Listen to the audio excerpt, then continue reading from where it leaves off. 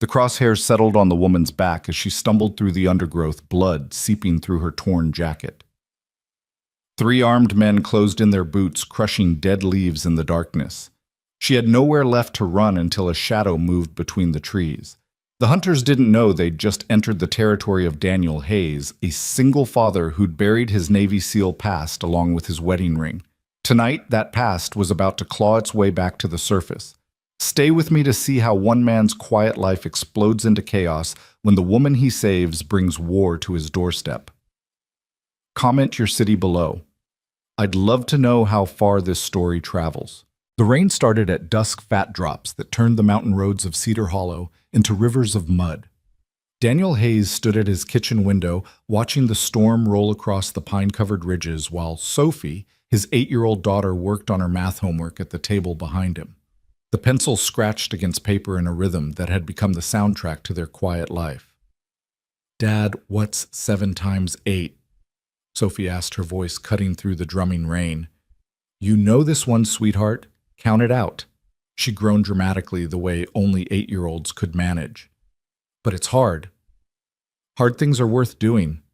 Daniel said the words automatic, borrowed from a different life when he'd said them to younger men preparing for war.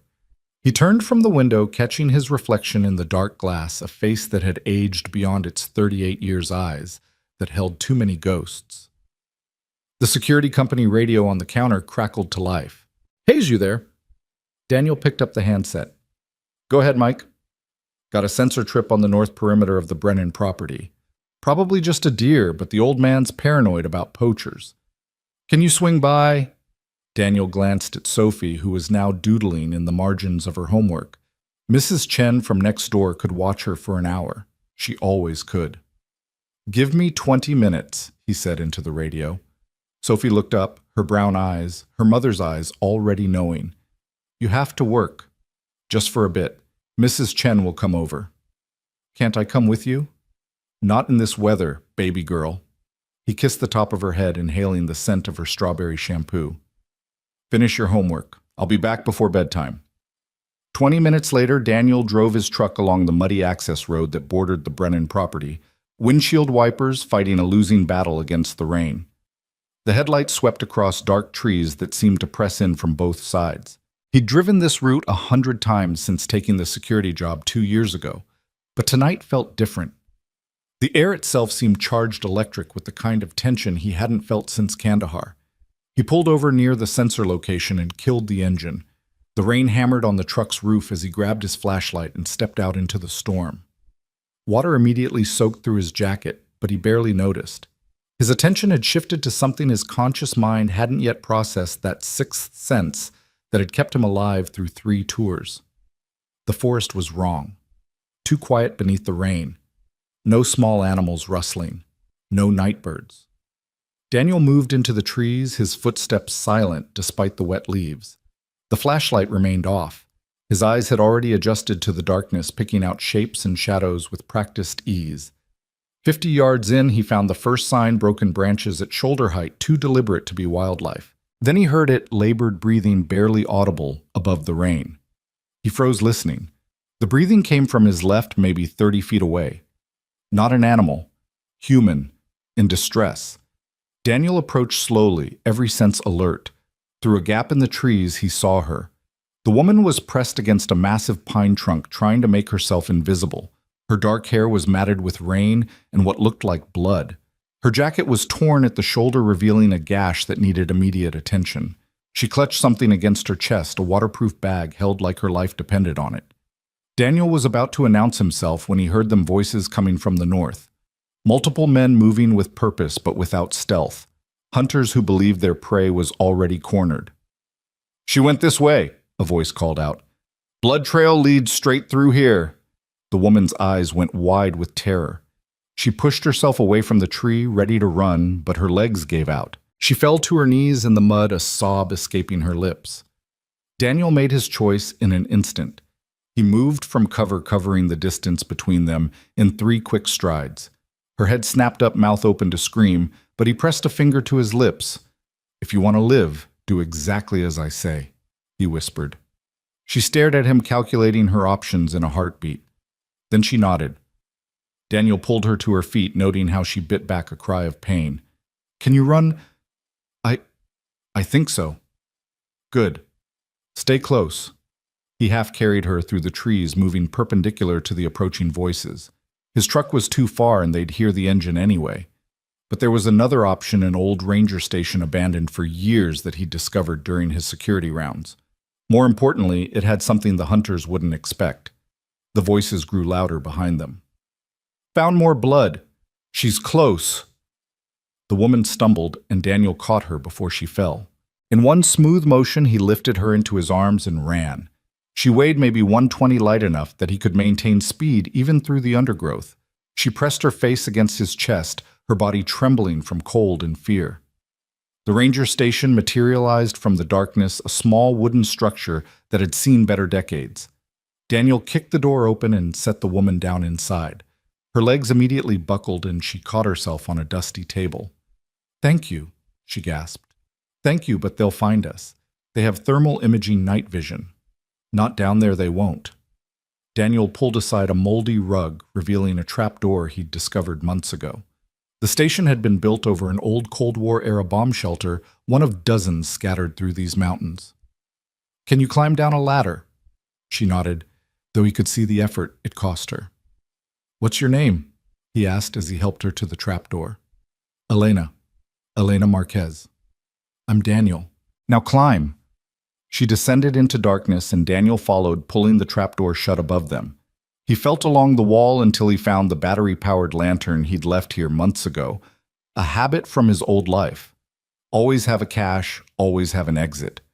The shelter was small, maybe 10 by 12 feet, with concrete walls that wept moisture, but it was invisible to thermal imaging, and the foot of concrete and earth above them would muffle any sound.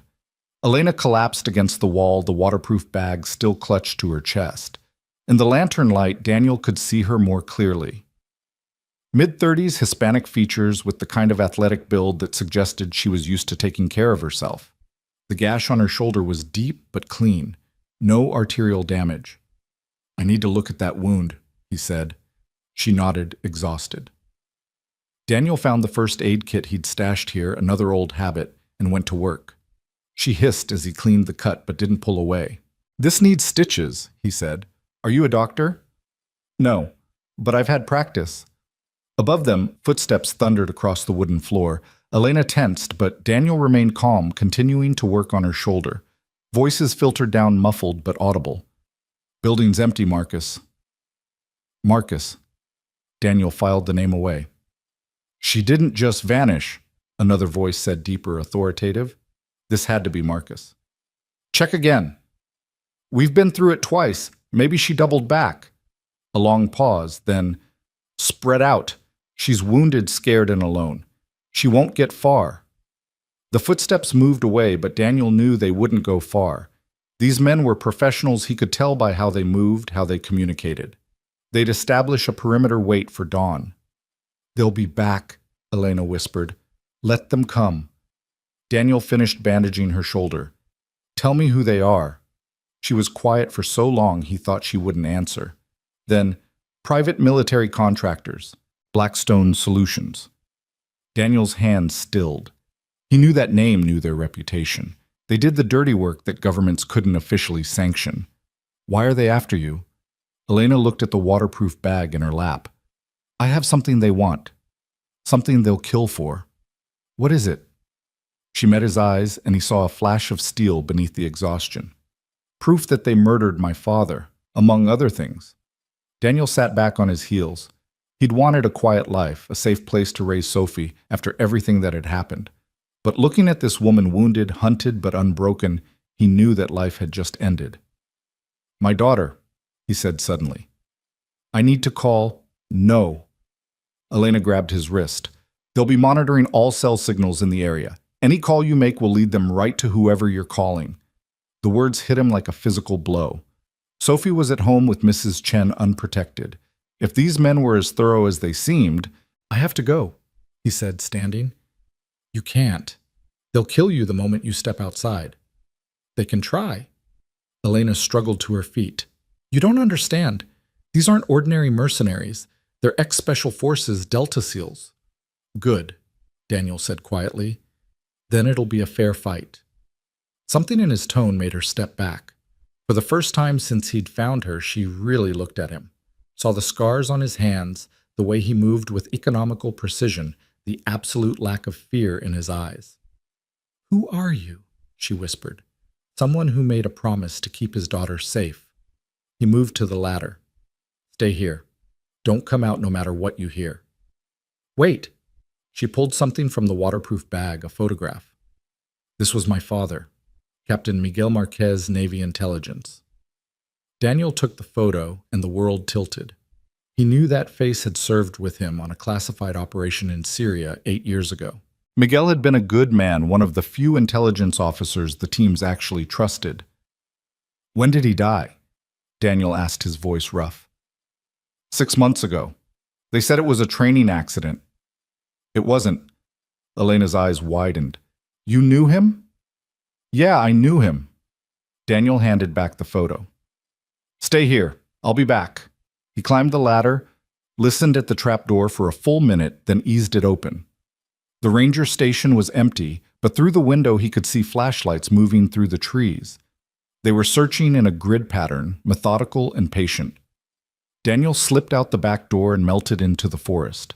The rain had lessened to a drizzle, which made moving silently both easier and harder.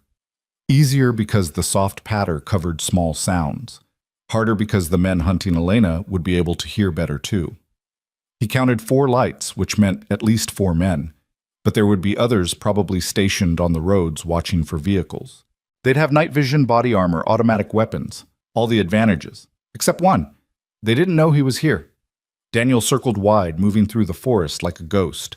His feet found silent paths between leaves and twigs, his body flowing around obstacles rather than pushing through them. It took him 15 minutes to work his way behind the nearest searcher. The man was good, maintaining proper spacing from his teammates, checking his 6 regularly, but he was focused on finding a wounded woman, not expecting a hunter to become prey. Daniel struck from behind his arm, snaking around the man's throat in a blood choke.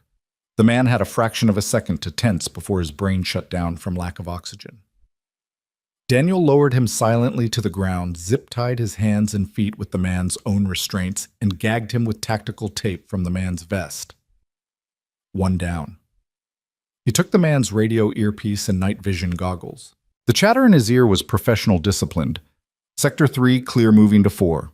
Copy. Sector 2 clear. Maintain spacing. She's here somewhere." Daniel keyed the radio. "Sector 5 clear." He'd mimicked the unconscious man's slight Texas drawl perfectly, another skill from another life. "Roger that, Thompson." Thompson. Now he had a name to go with the unconscious face. Daniel moved toward the next searcher, but something made him freeze. A new voice on the radio, one that made his blood run cold. "All units be advised. We've identified the Good Samaritan. Daniel Hayes, former SEAL Team 6, lives about 3 miles from here. Divorced 1 daughter. I want a team on his house now." The words hit Daniel like a sledgehammer. They knew who he was. Somehow they'd identified him, which meant Sophie. The careful, methodical approach vanished. Daniel broke into a run, no longer caring about silence. He had to get to his daughter. "Movement Sector 4. Converge, all units, converge." Muzzle flashes lit up the forest. Bullets whined past Daniel's head, shredding bark from trees. He zigzagged, using the trees as cover, returning fire with Thompson's weapon. The night vision goggles turned the forest into a green-tinged hellscape of shadows and light. He's got NVGs switched to white light. Tactical lights blazed to life, destroying his night vision advantage. Daniel ripped off the goggles and kept running. His truck was just ahead. The windshield exploded as bullets tore through it. Daniel dove and rolled, coming up behind the engine block. They had him pinned. "Daniel Hayes." The voice belonged to Marcus. He recognized it from the ranger station. "We have no quarrel with you. Give us the woman and you can walk away." Daniel checked Thompson's weapon, half a magazine left. Not enough. "I've got a better idea," he called back. "You walk away and I won't have to kill you all." Marcus laughed. "You're outnumbered and outgunned, Hayes. Don't be stupid." "Wouldn't be the first time." Daniel pulled the truck's emergency kit from behind the seat. road flares, jumper cables, and perfect a can of Fix-A-Flat. He shot 3 holes in the can, then lit a road flare and threw both toward the tree line. The Fix-A-Flat exploded in a ball of flame, not dangerous, but bright and loud. Daniel used the distraction to sprint in the opposite direction back toward the ranger station. If he could get Elena to his hidden dirt bike. Pain exploded through his left shoulder as a bullet found its mark. Daniel stumbled but kept running. Blood soaked his shirt, but he'd had worse. The ranger station came into view. He burst through the door and dropped through the trap door without using the ladder. Elena jumped, raising a pistol she'd found somewhere. "It's me," Daniel gasped. "We have to go, now." She saw the blood and paled. "You're shot." "I've been shot before. Can you ride a motorcycle?" "Yes, but..." "Then move." He grabbed the go bag he'd hidden here, cash, fake IDs, weapons, all the paranoid preparations of a man who'd made too many enemies. They climbed out of the shelter as footsteps pounded toward the station. "Back door," Daniel hissed. They slipped out as the front door crashed open. The dirt bike was hidden under a camo tarp 50 yards into the forest. Daniel ripped the tarp away and kick-started the engine. Elena climbed on behind him, pressing the waterproof bag between their bodies. "Hold on!" The bike roared to life, and Daniel twisted the throttle. They shot through the forest branches, whipping at their faces. Behind them, shouts and gunfire erupted. Daniel knew these woods had memorized every trail, every shortcut. The bike flew over a fallen log, landed hard, and kept going. They burst onto a fire road, and Daniel turned hard, the back wheel sliding in the mud. Elena's arms tightened around his waist as they accelerated. The main road was just ahead. A black SUV roared out of nowhere, trying to ram them. Daniel turned at the last second, the SUV's mirror clipping his shoulder. Pain flared from his bullet wound, but he held on. They shot past the SUV, which tried to turn but slid in the mud. 5 minutes later, they were on the main road racing toward town. Daniel's mind calculated rapidly. They'd have teams at his house, probably at the police station too. But there was one place they might not expect: the old Methodist church on the edge of town. It had been abandoned for years, but Daniel had played there as a kid, knew all its hiding spots. He turned off the main road onto a gravel path that led to the church. The bike's headlight illuminated the weathered wooden structure, its steeple tilting at a dangerous angle. Daniel killed the engine and half fell off the bike. Elena caught him before he hit the ground. "We need to stop that bleeding," she said. "Inside first." The church door hung on one hinge. They pushed inside, Elena supporting more of Daniel's weight with each step. The interior was a maze of overturned pews and scattered hymn books, lit by moonlight streaming through broken windows. Daniel led them to the basement door, hidden behind what had once been the altar. The basement was dry, windowless, and most importantly had a tunnel that led to the old parsonage next door, a leftover from Prohibition, when the church had been a stop on the bootlegger's route. Once they were safely in the basement, Elena helped Daniel sit against the wall. She found an old tablecloth and tore it into strips. "This is going to hurt," she warned. "Just do it." She packed the wound and wrapped it tight. Daniel gritted his teeth but made no sound. When she was done, he was pale but steady. "We can't stay here long," he said. "I need to get to my daughter. They'll be watching your house." "I know.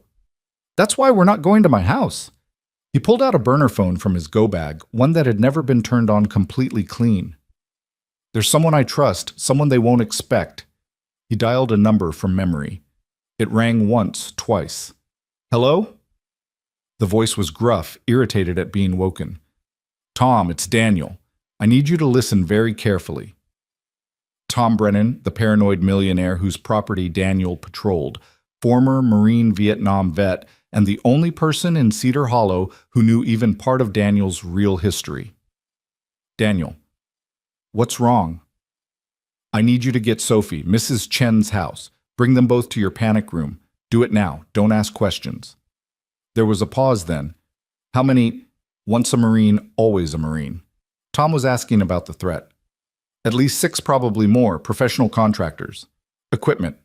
Full tactical." "Roger that. Moving now. What about you?" "I'll be there when I can. Tom, if anyone else shows up claiming to be me, they'll leave in pieces. Go dark, brother. I've got your 6. The line went dead. Daniel leaned back, finally allowing himself a moment to breathe. Sophie would be safe. Tom's compound was a fortress, and the old Marine was still deadly even at 70. Thank you, Elena said quietly. You didn't have to. Yeah, I did. Daniel looked at her. Really looked at her for the first time. Even bloodied and exhausted, there was something unbreakable about her. Your father saved my life once. Syria 8 years ago. My team was compromised about to walk into an ambush. Miguel broke protocol to warn us. Elena's eyes filled with tears. He never told me about his operations. He couldn't, but he was a good man, one of the best. Daniel shifted, wincing at the pain in his shoulder. So what's really in that bag? What got him killed? Elena was quiet for a long moment, then opened the waterproof bag. Inside were documents, photographs, and a hard drive. My father was investigating something called Operation Prometheus, she said, a black ops program that was supposed to be shut down 5 years ago. Only it wasn't. It was privatized, sold to the highest bidder. Blackstone Solutions has been running unauthorized operations on U.S. soil, eliminating witnesses, journalists, anyone who got too close to the truth. She pulled out a photograph and handed it to Daniel. His blood ran cold. It was him, 5 years younger, in full tactical gear. Standing next to him was Marcus, the same Marcus hunting them now and in the background. That's my wife, Daniel said, his voice hollow. Ex-wife. She died in a car accident 6 months after this was taken. Elena's hand covered his. I don't think it was an accident. The words he'd never let himself think, the suspicion he'd buried with grief and guilt. Sarah's death had been too convenient, too clean. She'd been driving to meet him to tell him something important about his last mission when her car went off a cliff. No skid marks, no mechanical failure found. Your father had proof. He was gathering it when they killed him. But yes, there are documents that suggest several accidents were actually assassinations, including Sarah Hayes. Daniel closed his eyes, rage and grief warring in his chest. For 3 years he'd blamed himself. If he hadn't been deployed, if he'd been home more, if he'd chosen his family over his career. But if Elena was right, if Sarah had been murdered. I'm going to kill them all, he said quietly. No. Elena gripped his hand tighter. We're going to expose them. My father didn't die for revenge. He died for justice. Justice, Daniel laughed bitterly. You think anyone cares? You think the government doesn't already know? Some do. Some are part of it. But there are others, good people who just need proof. FBI, DOJ, even some in the CIA who've been trying to shut this down for years. She pulled out a phone, not a regular phone, but a military-grade encrypted satellite phone. I have a contact, someone my father trusted. If we can get this evidence to them, they'll bury it. They always do. Not this time. This time we have names, dates, financial records. We have recorded conversations, orders for assassinations, proof of money transfers. This time we have everything. Daniel stared at the documents spread before them. Part of him wanted to burn it all, take Sophie and run, start over somewhere else. But the larger part, the part that had once sworn an oath to defend his country against all enemies, foreign and domestic, knew he couldn't walk away. All right, he said, but we do this my way. First we get Sophie somewhere safe, really safe, not just Tom's compound. Then we make copies of everything set up, dead man switches. If they take us out, this information goes everywhere. WikiLeaks, every major newspaper, every government watchdog. Agreed. But Daniel, there's something else you need to know. The way she said it made his skin crawl. Marcus Kane, the man leading the team hunting us, he was part of your unit. SEAL Team 6. The name hit like a hammer. Marcus Kane.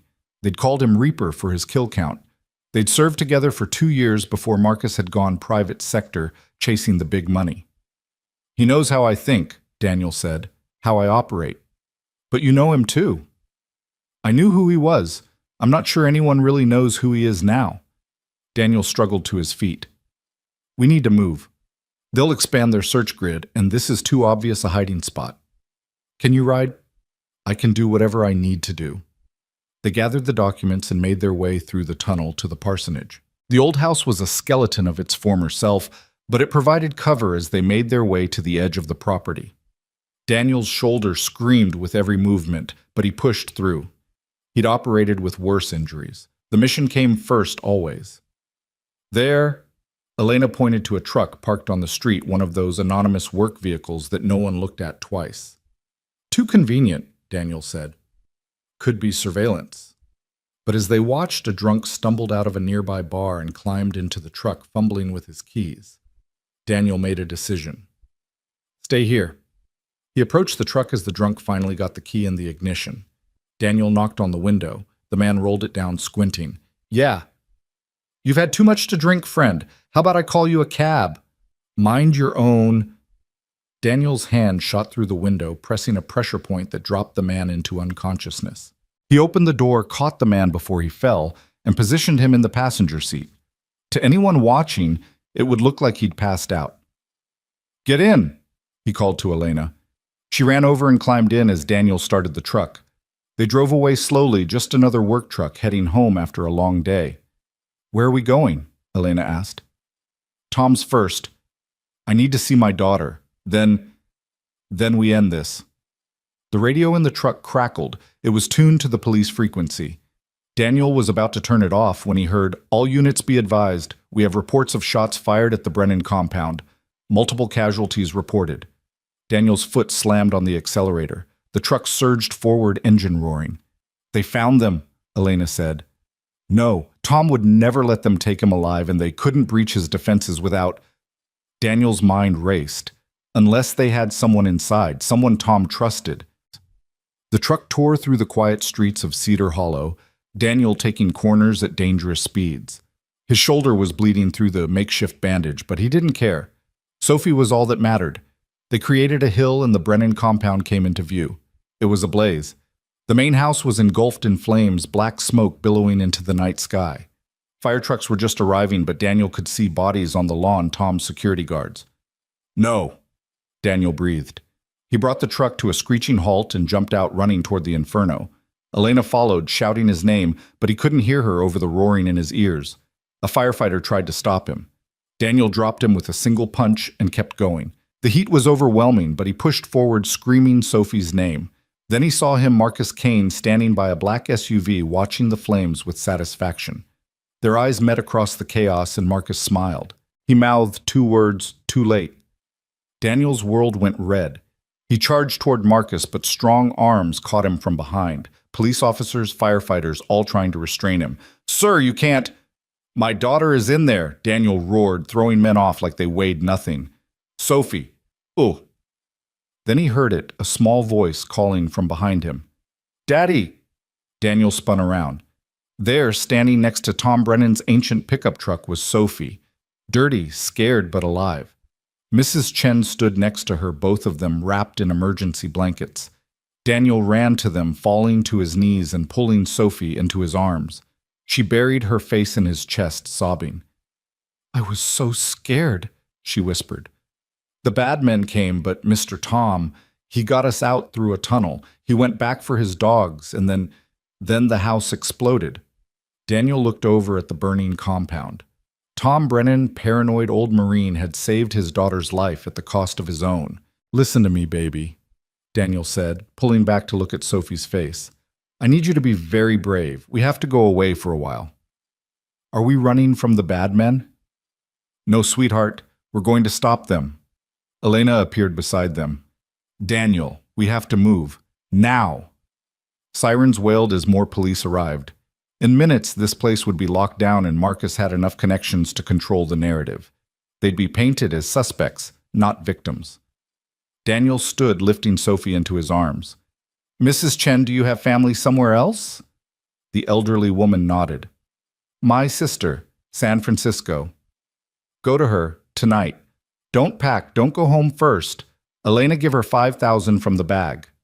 Elena didn't hesitate, pulling cash from the go bag and pressing it into Mrs. Chen's hands. "Thank you," Daniel told the old woman, "for everything." She touched Sophie's face gently. "You keep her safe. With my life." They ran to the stolen truck, Daniel buckling Sophie into the back seat. As they drove away, he could see Marcus in the rearview mirror standing like a dark sentinel against the flames. This wasn't over. It was just beginning. "Where are we going?" Elena asked. Daniel thought of all the safe houses he'd set up over the years, all the contingency plans he'd never thought he'd need. But there was only one place Marcus wouldn't expect, one place that might give them the time they needed. North, he said. There's an old cabin in the mountains completely off the grid. We can regroup there, make our plan. And then Daniel met Elena's eyes, and she saw the predator that lived beneath the suburban father exterior. Then we hunt. Sophie had fallen asleep in the back seat, exhausted by terror and adrenaline. Daniel drove through the night, taking back roads and Forest Service tracks that didn't appear on any GPS.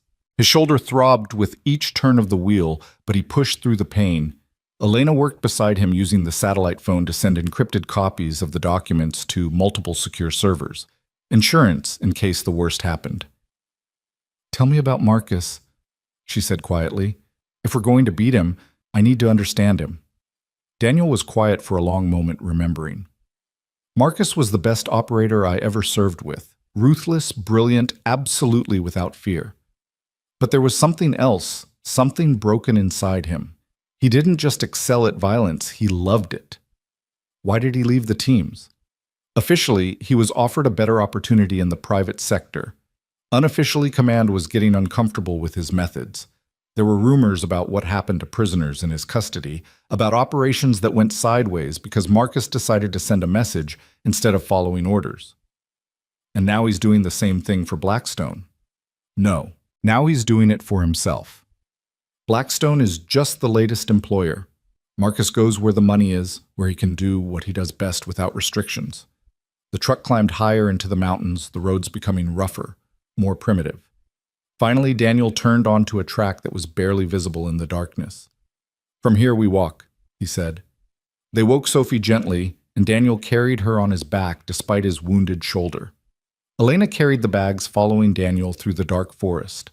After 20 minutes of hiking, a small cabin materialized from the shadows.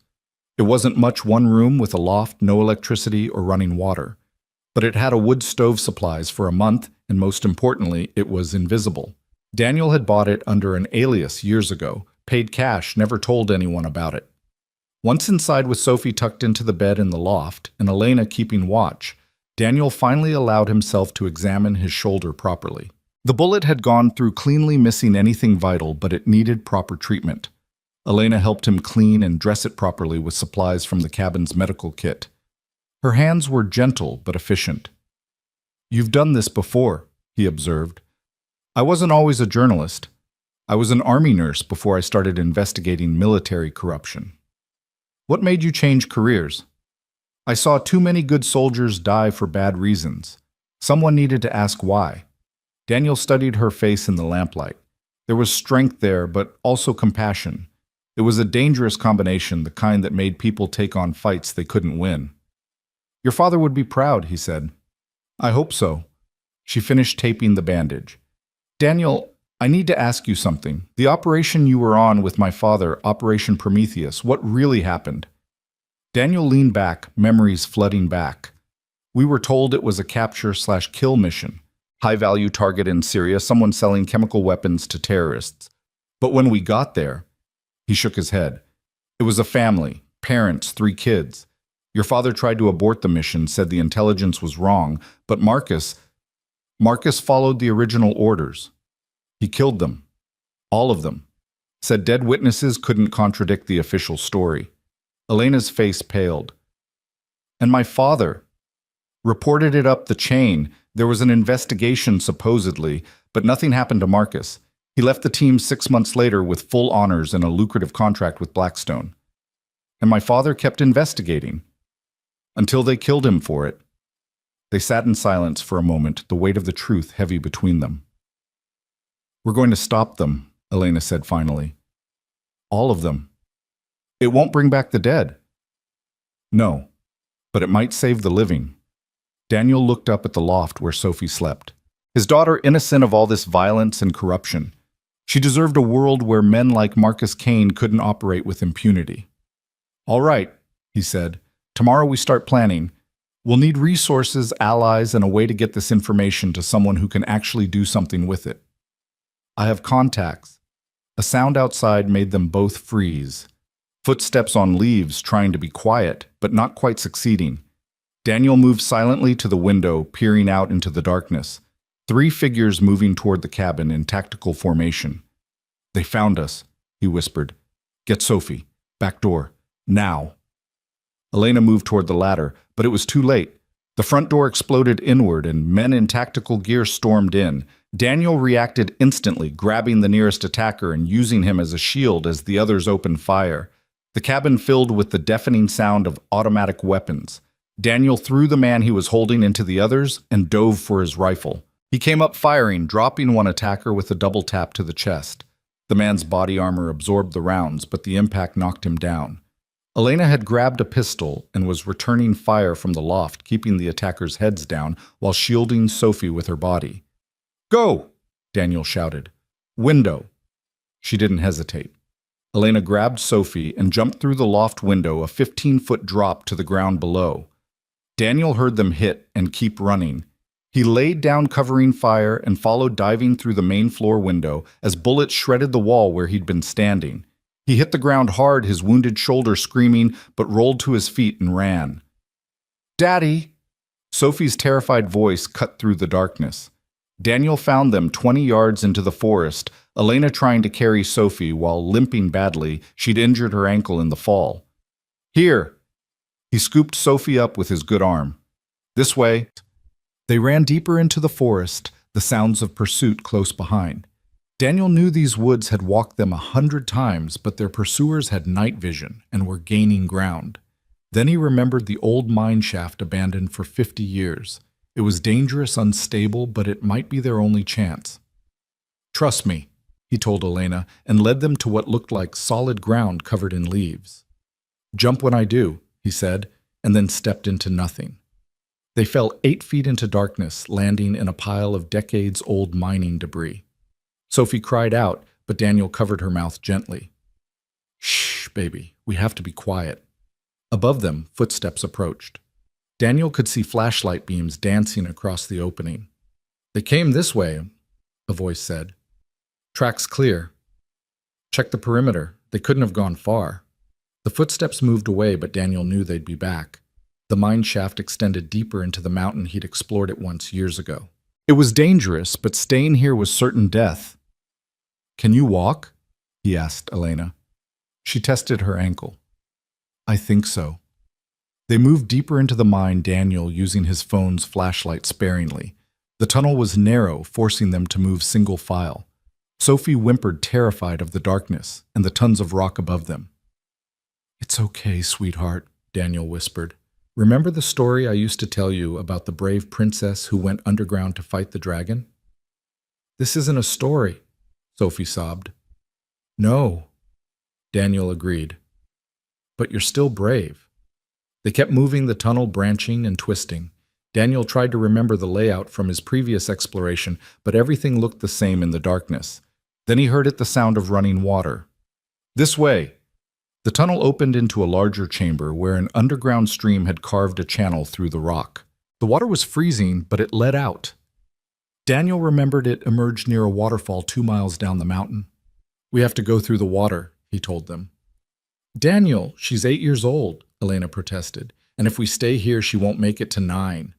The harsh truth silenced any argument. Daniel lifted Sophie onto his back. "Hold on tight, baby. Don't let go no matter what." They entered the stream. The water was knee-deep and moving fast, the current trying to pull them off their feet. The cold was shocking, like thousands of needles piercing their skin. Sophie gasped, but didn't cry out. They waded through the darkness, the stream gradually deepening. Soon it was up to Daniel's chest, and he had to hold Sophie higher to keep her head above water. Elena struggled beside them, her injured ankle making each step agony. Then they heard voices echoing from the tunnel behind them. Their pursuers had found the mine. "Faster," Daniel urged. The stream turned into rapids, the water white and violent. Daniel grabbed Elena's hand just as the current swept her off her feet. For a terrifying moment, he was holding both of them against the force of the water, his wounded shoulder feeling like it was tearing apart. Then the bottom dropped out. They plunged down a waterfall, falling through darkness into a deep pool. Daniel kept his grip on Sophie, turning his body to take the impact. They hit hard, the cold water driving all breath from their lungs. Daniel kicked toward the surface, his lungs burning. They broke through, gasping. Sophie was coughing, but conscious. Elena surfaced beside them, spluttering. "Swim for the shore," Daniel commanded. They dragged themselves onto a rocky beach, shivering violently. They were outside the mine entrance now, 100 feet above them, but they couldn't stop. The cold would kill them as surely as bullets if they didn't find shelter and warmth. Elena pointed to lights in the distance, a house maybe a quarter-mile away. They stumbled toward it, Daniel carrying Sophie, who was now semi-conscious from cold and exhaustion.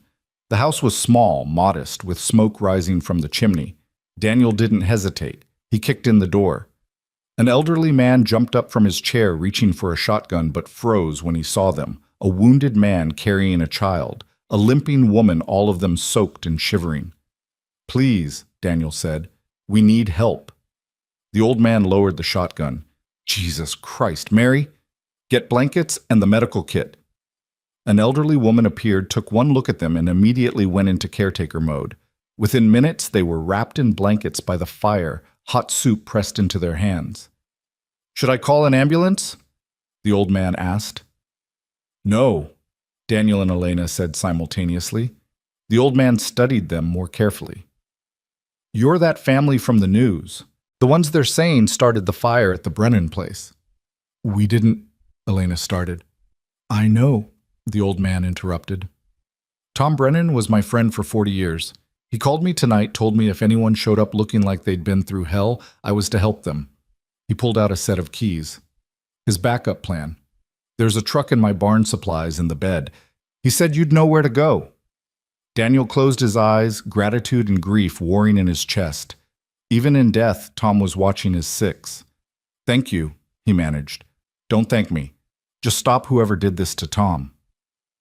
They changed into dry clothes the couple provided. Daniel's shoulder was properly treated, and Sophie was bundled into multiple layers. The old man's wife made them take food water and a thermos of hot coffee. "Where will you go?" she asked. "Better you don't know," Daniel replied. The truck was old but solid, with a full tank and supplies for a long journey. As they drove away, Daniel saw the old couple standing in their doorway watching them go. Good people who'd risked everything to help strangers. "Where did Tom mean for us to go?" Elena asked. Daniel smiled grimly.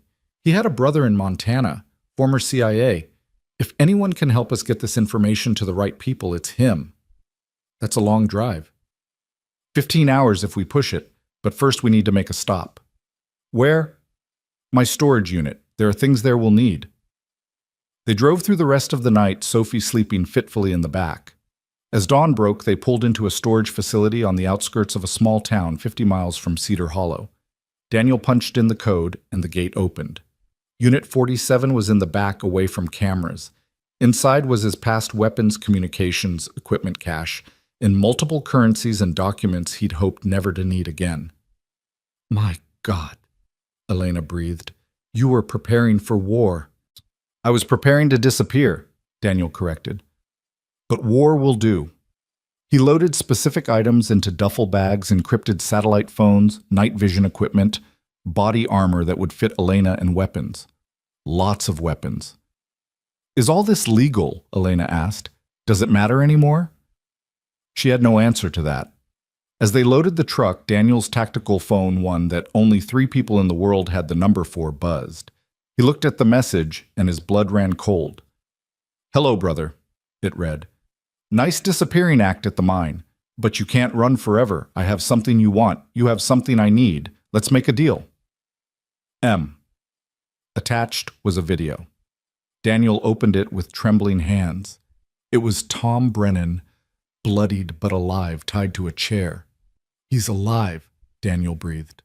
Tom looked into the camera and spoke, his voice rough but unbroken.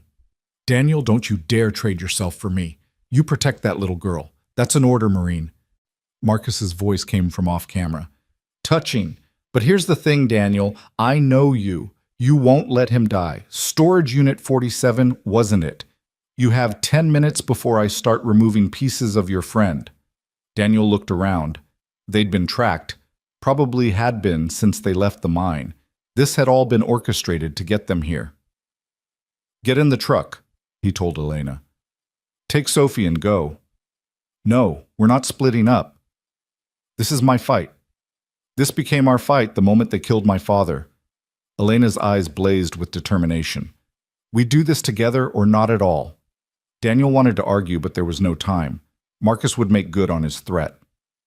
Sophie stays in the truck, he said. No matter what. Agreed. They positioned the truck for a quick escape. Sophie huddled in the back with strict instructions to stay down and hidden. Daniel and Elena took defensive positions behind concrete barriers. They didn't have long to wait. 3 SUVs roared into the storage facility surrounding them. Men in tactical gear deployed with military precision. And then Marcus Kane stepped out. He hadn't changed much in 5 years, same cold eyes, same predator's grace. He was holding a tablet showing Tom still alive, but clearly in pain. Daniel, Marcus called out, it's been too long. Not long enough, Marcus laughed. Come now, is that any way to greet an old teammate? We bled together, brother. We're not brothers, we never were. No, Marcus agreed. I was always better. That's why they chose me for Prometheus. You were too soft, too bound by rules and conscience. Those weren't rules. They were principles. Principles. Marcus spat the word. Your principles got Sarah killed. The words hit like a physical blow. Daniel's finger tightened on his trigger. Oh, you didn't know, Marcus continued. She was going to expose the program. Somehow, she'd gotten access to classified files. We gave her a chance to walk away, but she was just like you, too principled, so we had to remove her from the equation. Daniel stood up from cover, his rifle aimed at Marcus's head. Every man in the facility raised their weapons in response. There it is, Marcus said softly. There's the killer I trained with, the one who could put a bullet through a man's eye at 1,000 yards and sleep like a baby that night. I'm going to kill you, Daniel said quietly. Eventually, but not today. Today you're going to give me the evidence the woman has, and I'm going to let you walk away. You can take your daughter and disappear. New identities, new life far from all this. And Tom made his choice when he helped you, but I'm feeling generous. The evidence for both your lives. Elena stepped out from her cover, the waterproof bag in her hands. You want this? Marcus's eyes gleamed. Very much. Then come get it. She pulled out a lighter and held it to the bag. One step closer and it all burns. You're bluffing. That's your father's legacy. My father's legacy is standing up to men like you. The flame danced closer to the bag. So, here's our counteroffer. You release Tom, you and your men leave, and we all walk away. Otherwise, everything burns, and you explain to your employers how you lost the evidence. Marcus considered this, then smiled. You know what? You're right. He raised his tablet and pressed something. On the screen, Tom Brennan jerked once, then went still. A red hole appeared in his forehead. No, Daniel roared. Now you have nothing to bargain with, Marcus said calmly. And I'm done playing games. What happened next occurred in slow motion and lightning speed simultaneously. Daniel fired his bullet, catching the man next to Marcus in the throat. Elena threw the bag not at Marcus, but high into the air and dove for cover. The facility erupted in gunfire. Daniel moved like water, like death itself. He flowed between vehicles using angles and cover, picking off targets with mechanical precision. This wasn't the suburban father anymore. This was the warrior, the predator, the angel of death he'd once been. Elena fought beside him, not with his skill, but with desperate courage. She wounded 2 men, kept others pinned down, bought Daniel the time he needed. Bodies fell. Blood painted the concrete, and through it all Marcus stood untouched, watching with something like pride. That's it, he called out over the gunfire. That's the Daniel I remember, the one who killed 17 men in Ramadi with nothing but a knife and rage. Daniel emerged from behind an SUV, his rifle empty. Marcus faced him, also out of ammunition. They stood 20 feet apart, surrounded by the dead and dying. Just you and me now, Marcus said, dropping his empty weapon, the way it should have been years ago. They moved simultaneously, meeting in a clash of fists and fury. Marcus was skilled, brutal, going for killing blows with every strike. But Daniel had something Marcus didn't, something to protect someone to fight for. The battle raged across the storage facility. They used everything as weapons, pipes, chains, broken glass. Both men bled from dozens of wounds, but neither would yield. Finally, Daniel managed to get Marcus in a chokehold. He squeezed with all his remaining strength, feeling Marcus struggle, then gradually weaken. "Do it," Marcus gasped. "Kill me. Become me." Daniel wanted to. God, how he wanted to. But then he heard Sophie crying in the truck, heard Elena calling his name, and he knew. Killing Marcus would be easy. Living with Sophie being the father she deserved, that was hard. He released Marcus, who collapsed gasping to the ground. "You're done," Daniel said. "The evidence is already uploaded to a dozen servers. In 1 hour, every major news outlet and law enforcement agency gets copies unless Elena makes a call. You run now, maybe you get away. Maybe you find a non-extradition country to hide in. But your war is over." Marcus laughed, blood running from his mouth. "You think you've won? You have no idea how deep this goes, how many people are involved. You've won a battle, not the war. Then we'll fight the war, but you won't be part of it." Daniel turned his back on Marcus and walked toward Elena and Sophie. It was the hardest thing he'd ever done, showing mercy to the man who'd killed Sarah, who'd killed Tom. But it was also the most important. He wasn't going to become Marcus Kane. The knife entered his back just below the shoulder blade. Daniel gasped, stumbling forward. He heard Elena scream, heard Sophie cry out, "Daddy!" But all he could focus on was Marcus's voice in his ear. "You always were too soft." Daniel spun the knife still in his back and struck Marcus's throat with the edge of his hand. It was a killing blow delivered with precision. Marcus's eyes widened in surprise, then acceptance. He fell to his knees, then forward, and moved no more. Daniel collapsed beside him, his vision darkening. Elena was there, pressing something against the wound, shouting for him to stay with her. Sophie's face appeared above him, tears streaming down her cheeks. "It's okay, baby," he whispered. "It's okay." "The ambulance is coming," Elena said. "Hold on." Daniel could hear sirens in the distance. He looked at the bag Elena had thrown. It had landed safely on top of a truck intact. "Make the call," he told her. "Send everything. End this." Elena pulled out the satellite phone with bloody hands and made the call. Across the country, servers activated, files transferred, and the truth began to spread like wildfire. As the ambulance arrived and paramedics swarmed around him, Daniel held Sophie's hand and felt something he hadn't experienced in years. Peace. The war wasn't over. There would be investigations, trials, more danger to come. But for now, in this moment, holding his daughter's hand while Elena stood guard over them both. Daniel Hayes was no longer running from his past or fighting alone. He had found something worth living for, worth fighting for, worth bleeding for. He had found family. The hospital room smelled of antiseptic and fear. Daniel drifted in and out of consciousness, aware of Sophie's small hand in his, of Elena's voice, arguing with someone in the hallway. The knife had missed his lung by millimeters, the doctor said. Lucky they called him. Daniel didn't feel lucky. He felt the weight of Tom Brennan's death, of all the deaths pressing down on him like a physical thing. "Mr. Hayes," a woman's voice unfamiliar. Daniel opened his eyes to find a FBI agent standing at his bedside, badge displayed. "I'm Special Agent Rivera. We need to talk about what happened at the storage facility." "Not without a lawyer," Elena said from the doorway, her tone sharp enough to cut steel. "Ms. Marquez, 6 men are dead. We have surveillance footage of self-defense," Elena interrupted. "We've already provided all evidence to your office, to the DOJ, to everyone. You want to arrest someone, start with Blackstone Solutions." Rivera's expression softened slightly. "We're not here to arrest anyone. In fact, we're here to protect you. The files you released, they've caused quite a stir. There are a lot of powerful people who want you silenced." Daniel tried to sit up, wincing at the pain that shot through his back. "Where's my daughter?" Safe," Rivera assured him. "We have agents with her in the children's wing. Ms. Marquez insisted on a separate, secure area." Smart.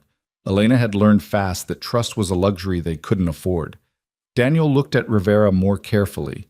Mid-40s, competent with the kind of tired eyes that came from seeing too much corruption and being unable to stop it. "You knew," he said. "Your agency knew about Prometheus." Rivera was quiet for a moment. "Some of us suspected, but suspicion isn't evidence. What you've provided, it's going to change everything." "Or nothing," Daniel countered. "How many investigations have been buried? How many witnesses have disappeared? This time is different." "Why?" "Because this time the whole world is watching." Rivera pulled out a tablet showing news feeds from around the globe. The leaked documents were everywhere, front-page headlines trending on social media, the subject of emergency congressional hearings. "You've started something that can't be stopped." Daniel wasn't convinced, but before he could respond, commotion erupted in the hallway. Shouting, then the sound of fighting. Rivera's hand went to her weapon. The door burst open. A man in a doctor's coat stood there, but Daniel recognized the stance, the way he held himself. "Operator." The man raised a silenced pistol. Rivera was fast, but not fast enough. The first shot took her in the shoulder, spinning her around. Elena launched herself at the attacker, but he backhanded her into the wall. The pistol swung toward Daniel. Time slowed. Daniel could see the man's finger tightening on the trigger, could calculate the trajectory of the bullet that would end his life. But he couldn't move fast enough, not with his injuries. The window exploded inward. A figure in black tactical gear swung through on a rappelling rope, firing before his feet even hit the floor. The fake doctor crumpled his shot, going wide. The tactical operator, Daniel couldn't see his face behind the balaclava, swept the room with his weapon, then spoke into a throat mic. "Package secure. One friendly wounded, need medical now." More operators flooded the room, setting up defensive positions. One knelt beside Rivera, applying pressure to her wound. The first operator approached Daniel's bed and pulled off his balaclava. Daniel's breath caught. He knew that face: Jake Morrison, former Delta Force, a man he'd worked with on 3 operations before Jake had supposedly died in Afghanistan. "Hey, brother," Jake said with a crooked smile. "Heard you could use some help." "You're dead," Daniel managed. "Officially. Unofficially, I work for people who've been trying to shut down Prometheus for years. People in the shadows who still believe in doing the right thing." "There's no such thing anymore." "Maybe not, but we're going to pretend there is." Jake helped Daniel sit up. "We need to move you, all of you. This won't be the last attempt." "Where?" "Somewhere safe, really safe. Not witness protection safe, but black site safe. Until the hearings are over and everyone involved is either dead or behind bars." Daniel looked at Elena, who was holding a compress to a cut on her forehead. She nodded. They didn't have a choice. The move happened fast. Sophie was brought in, clinging to Daniel despite his injuries. They were loaded into an armored vehicle that had somehow appeared in the hospital's parking garage. The convoy that formed around them was impressive: multiple vehicles, air support, the works. "Your guardian angel has deep pockets," Elena observed. Jake, sitting across from them, shrugged. "Let's just say there are people in high places who are very interested in seeing justice done. People who've been waiting for someone like you to provide the ammunition they needed." "And what do they want in return?" Daniel asked. "Nothing was free, especially protection like this. Testimony, full disclosure. Everything you know about Prometheus, about Blackstone, about Marcus Kane's operations." "Marcus is dead." "Marcus Kane was middle management," Jake said. "This goes all the way to the top. Defense contractors, senators, even some people in the intelligence community. Your evidence started the fire, but testimony will fan the flames." The convoy wound through the mountains for hours, finally arriving at what looked like an abandoned ski resort. But Daniel could see the subtle signs: hidden cameras, reinforced structures, fields of fire carefully mapped. This was a fortress disguised as ruins. Inside it was anything but abandoned. State-of-the-art security, comfortable living quarters, even a playground for Sophie. Other people were there too, witnesses, Daniel realized. Others who'd crossed Blackstone or similar organizations and lived to tell about it. "Welcome to Sanctuary," Jake said. "You'll be safe here until it's time to testify." "When?" Elena asked. 3 weeks.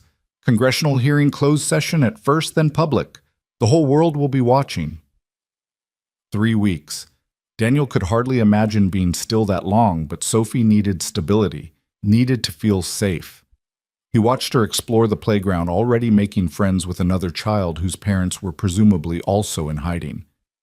She's resilient, Elena said, following his gaze. Like her father. She shouldn't have to be. Elena touched his arm gently. But she is. And that's what's going to get her through this. The days at Sanctuary fell into a routine. Daniel's wound healed slowly, too slowly for his liking. He spent hours being debriefed by federal prosecutors, walking them through every detail of his service, every mission that connected to Prometheus.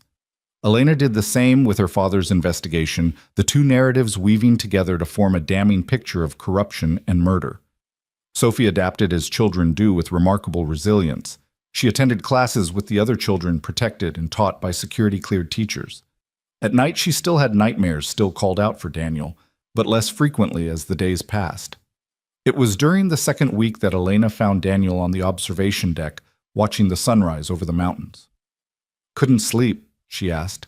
Haven't been able to properly sleep in years. She stood beside him close enough that he could feel her warmth in the cold morning air. What are you going to do when this is over? Assuming we survive it. Assuming that. Daniel was quiet for a long moment. I used to think I'd take Sophie somewhere remote, maybe Alaska or Montana. Somewhere we could disappear, but now... He looked at Elena. Running isn't living. Sophie deserves better than a father who's always looking over his shoulder. So what's the alternative? Fight. Not with guns, but with truth. Make sure what happened to Tom, to Sarah, to your father, make sure it means something. Elena stepped closer, and Daniel found his arm going around her shoulders, natural as breathing. They'd been through hell together, saved each other's lives, and somewhere in the chaos, something had grown between them. My father would have liked you, she said softly. I'm not sure about that. I was part of the system he was fighting against. No, you were a soldier. You followed orders until those orders went against everything you believed in. Then you stood up. That takes more courage than blindly following or blindly rebelling. Before Daniel could respond, Jake appeared on the deck. His expression was grim. We have a problem, he said. Someone leaked the location of the hearings. Blackstone's moving assets into position. How many? Daniel asked, already shifting into tactical mode. Our intelligence suggests at least 3 teams. They're not going to let you testify. So we changed the location. It's not that simple. This is a congressional hearing. The location was set months ago. Security's already in place. Then increase it. Jake shook his head. You don't understand. Some of the security is theirs. We don't know who we can trust.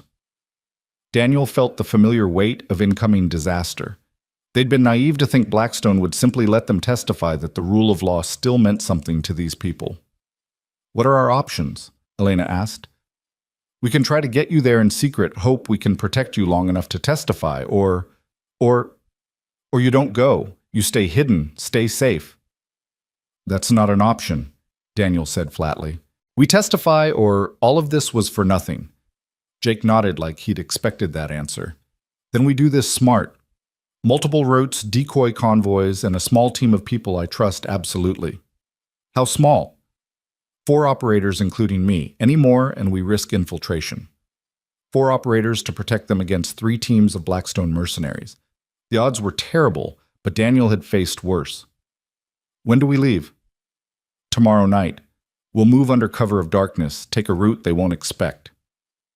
The next 36 hours passed in tense preparation. Daniel worked with Jake's team planning routes, contingencies, fallback positions.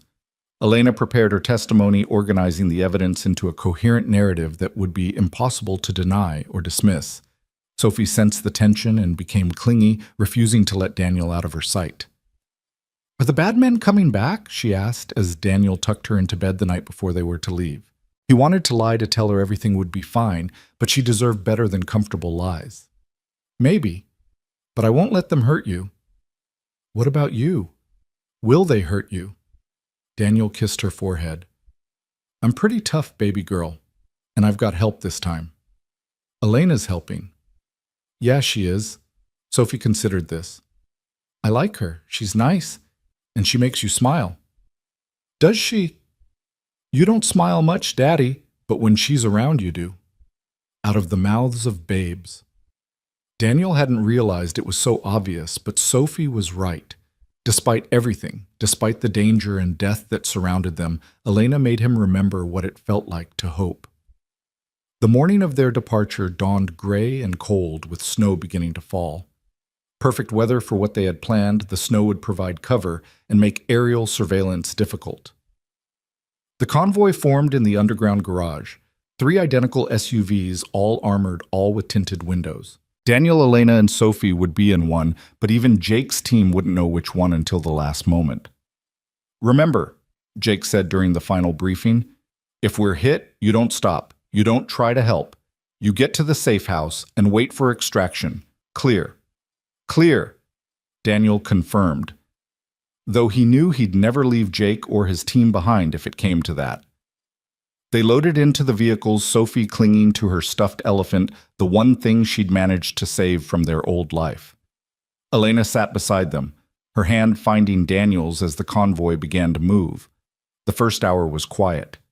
They wound through mountain roads, the snow falling heavier now, visibility dropping. Jake's voice came through the radio, periodically checking in, confirming route changes. They were descending toward the interstate when it happened. The lead vehicle exploded, flipping through the air in a ball of fire. IED Daniel's mind cataloged automatically. The convoy scattered, training taking over. "Contact front," Jake's voice crackled through the radio. Multiple shooters, elevated positions. The world erupted in gunfire. Bullets sparked off the armored glass of their SUV as the driver, one of Jake's men, threw the vehicle into a controlled skid, using it as cover. "Stay down!" Daniel shouted, pushing Sophie to the floor and covering her with his body. Through the windows, he could see muzzle flashes from the tree line. At least a dozen shooters positioned perfectly for an ambush. They'd known the route. Someone had leaked it. "We need to move," the driver shouted. "They'll have the road blocked ahead." "Off-road," Daniel commanded, "through the trees."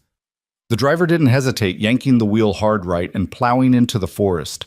Trees scraped against the vehicle branches, shattering against the reinforced windows. Behind them, the firefight continued, Jake and his team buying them time with their lives. They burst out of the trees onto another road, nearly colliding with a civilian pickup truck. The driver corrected tires, screaming, and accelerated toward the highway.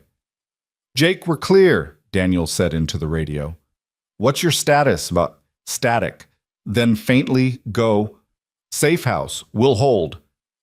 The transmission cut off. Elena was already on the satellite phone calling for help, for backup, for anything. But Daniel knew the truth. They were on their own now. The safe house was 40 miles away, a nondescript house in a suburban neighborhood. They made it in 20 minutes, the driver pushing the damaged SUV to its limits. They pulled into the garage, the door closing behind them before the engine even stopped. "Everyone okay?" Daniel asked, checking Sophie for injuries. She nodded, tears streaming down her face, but unhurt. Elena had a cut on her cheek from flying glass, but nothing serious. The driver, Daniel, finally recognized him as Mitchell, former Marine Recon, was already setting up defensive positions. "They'll find us," he said. "That ambush was too well coordinated. They knew our routes, all of them." "How long do we have?" Daniel asked. "An hour, maybe 2. Not enough time for help to arrive, assuming help was even coming. Daniel made a decision. "You take Elena and Sophie," he told Mitchell. "Get them to the hearing." "No," Elena said immediately. "We're not splitting up." "Elena?" "No." Her voice was fierce. "We do this together or not at all. That's what you told me, remember." Before Daniel could argue, his phone buzzed. Unknown number. He almost ignored it, then answered on instinct. "Hello, Daniel." The voice was familiar but unexpected. Senator Patricia Walsh, chair of the Intelligence Committee. "Senator, I'm aware of your situation, the ambush, the leak it came from inside my committee. I'm handling it, but you need to know you're walking into a trap. The hearing compromised.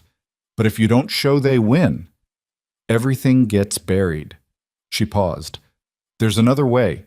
The press is gathered outside the building. If you go public, if you testify in front of the cameras instead of behind closed doors, they can't stop you. They won't dare not with the whole world watching." "They'll try." "Yes. Which is why I'm sending you help. Real help. Check your door in 30 seconds. The line went dead. Daniel looked at Mitchell, who shrugged and kept his weapon trained on the door. 30 seconds passed. A knock. 3 short, 2 long, 1 short. Military pattern. Daniel opened the door carefully. A full tactical team stood outside 8 operators in unmarked gear. The lead operator removed his helmet, revealing a face Daniel knew well. Master Sergeant Roy Collins, his former team leader from SEAL Team 6. "Heard you could use some backup," Roy said with a grin. "You're supposed to be in Afghanistan." "Was. Until I saw what you released about Prometheus, about what they did to Sarah." Roy's expression hardened. "A lot of us have been waiting for a chance to make this right. Senator Walsh gave us that chance." Behind Roy, more vehicles pulled up. More operators, all former special forces, all men Daniel had served with or trained with, men who'd kept their honor when the system around them corrupted. "How many Daniel asked.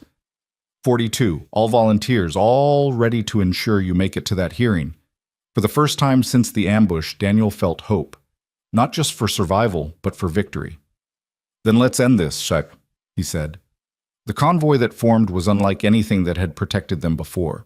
Not official, not sanctioned, but bound by something stronger than orders, loyalty to each other and to the truth.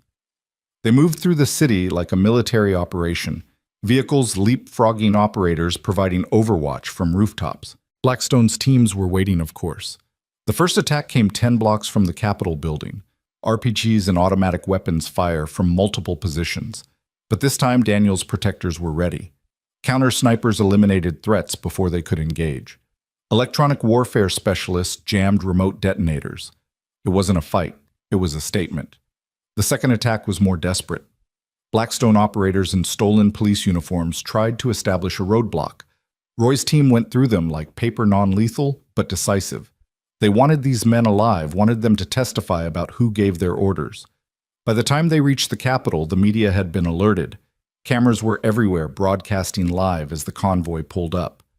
Daniel stepped out first, then helped Sophie down.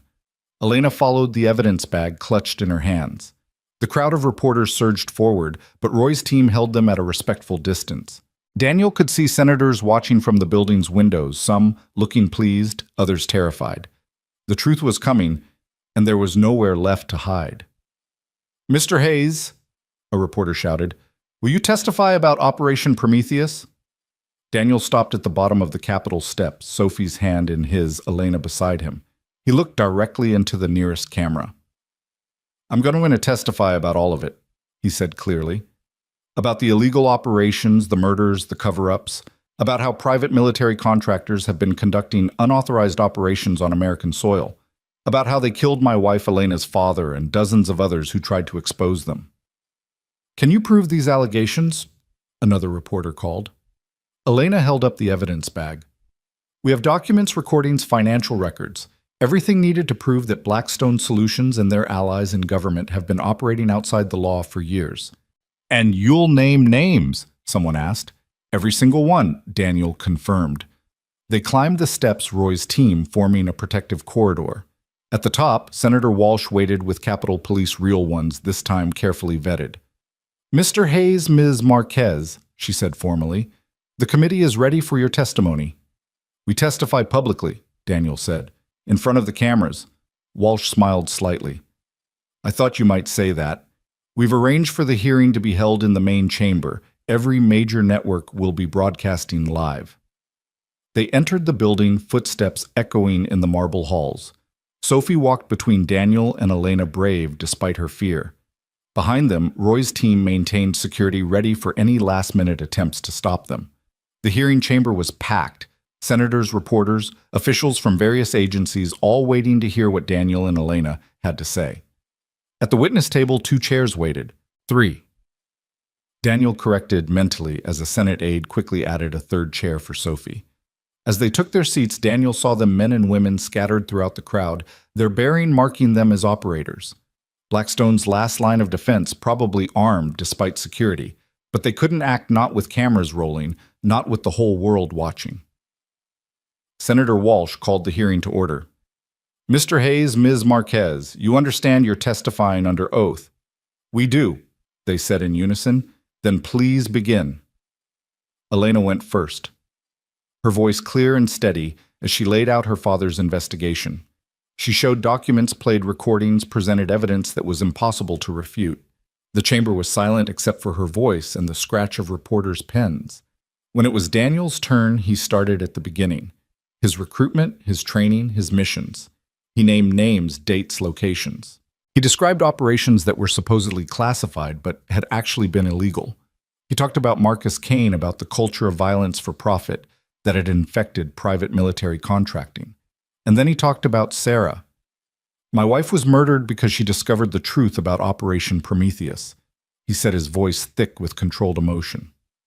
She was killed on the orders of men who are probably in this room right now.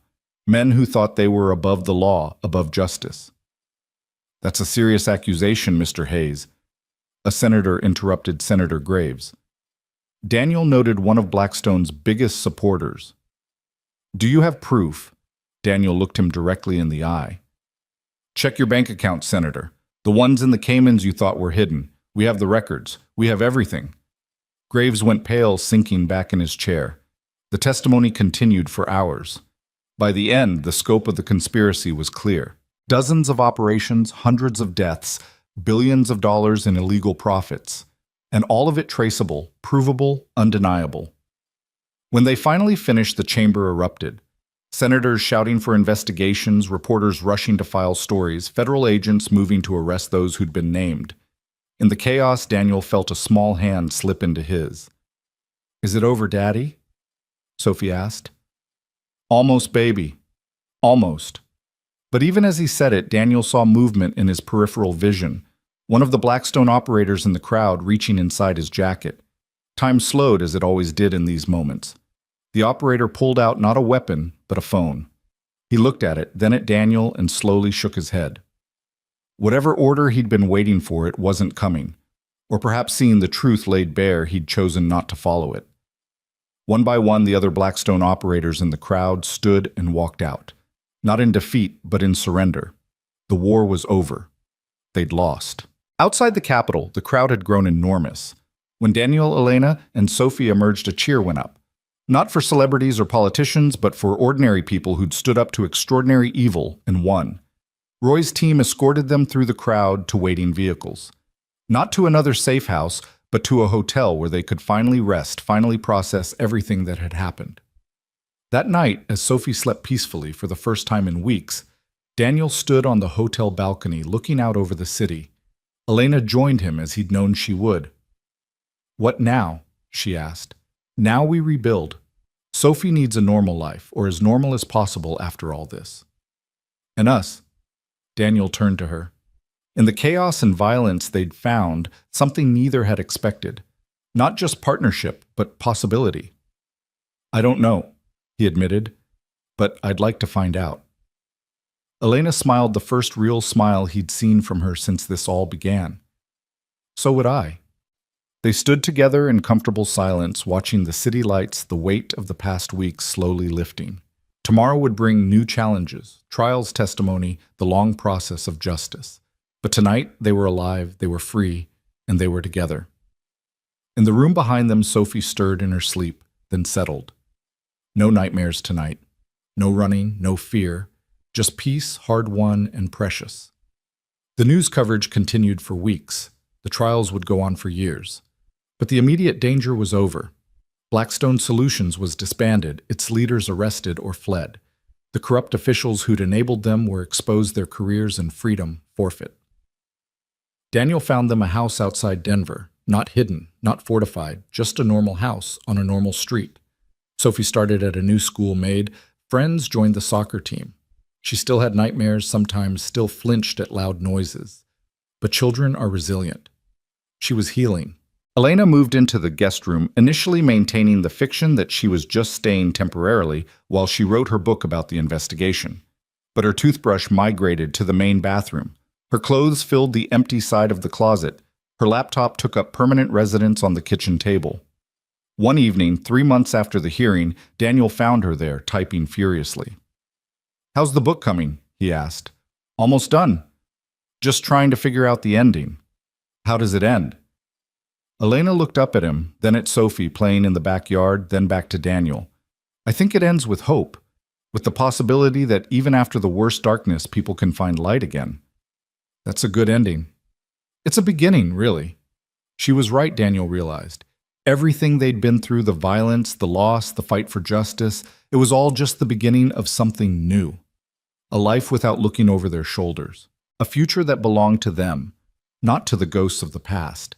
That night, as they sat down to dinner as a family, because that's what they'd become somewhere between the gunfire and the testimony, Sophie asked a question that stopped them both.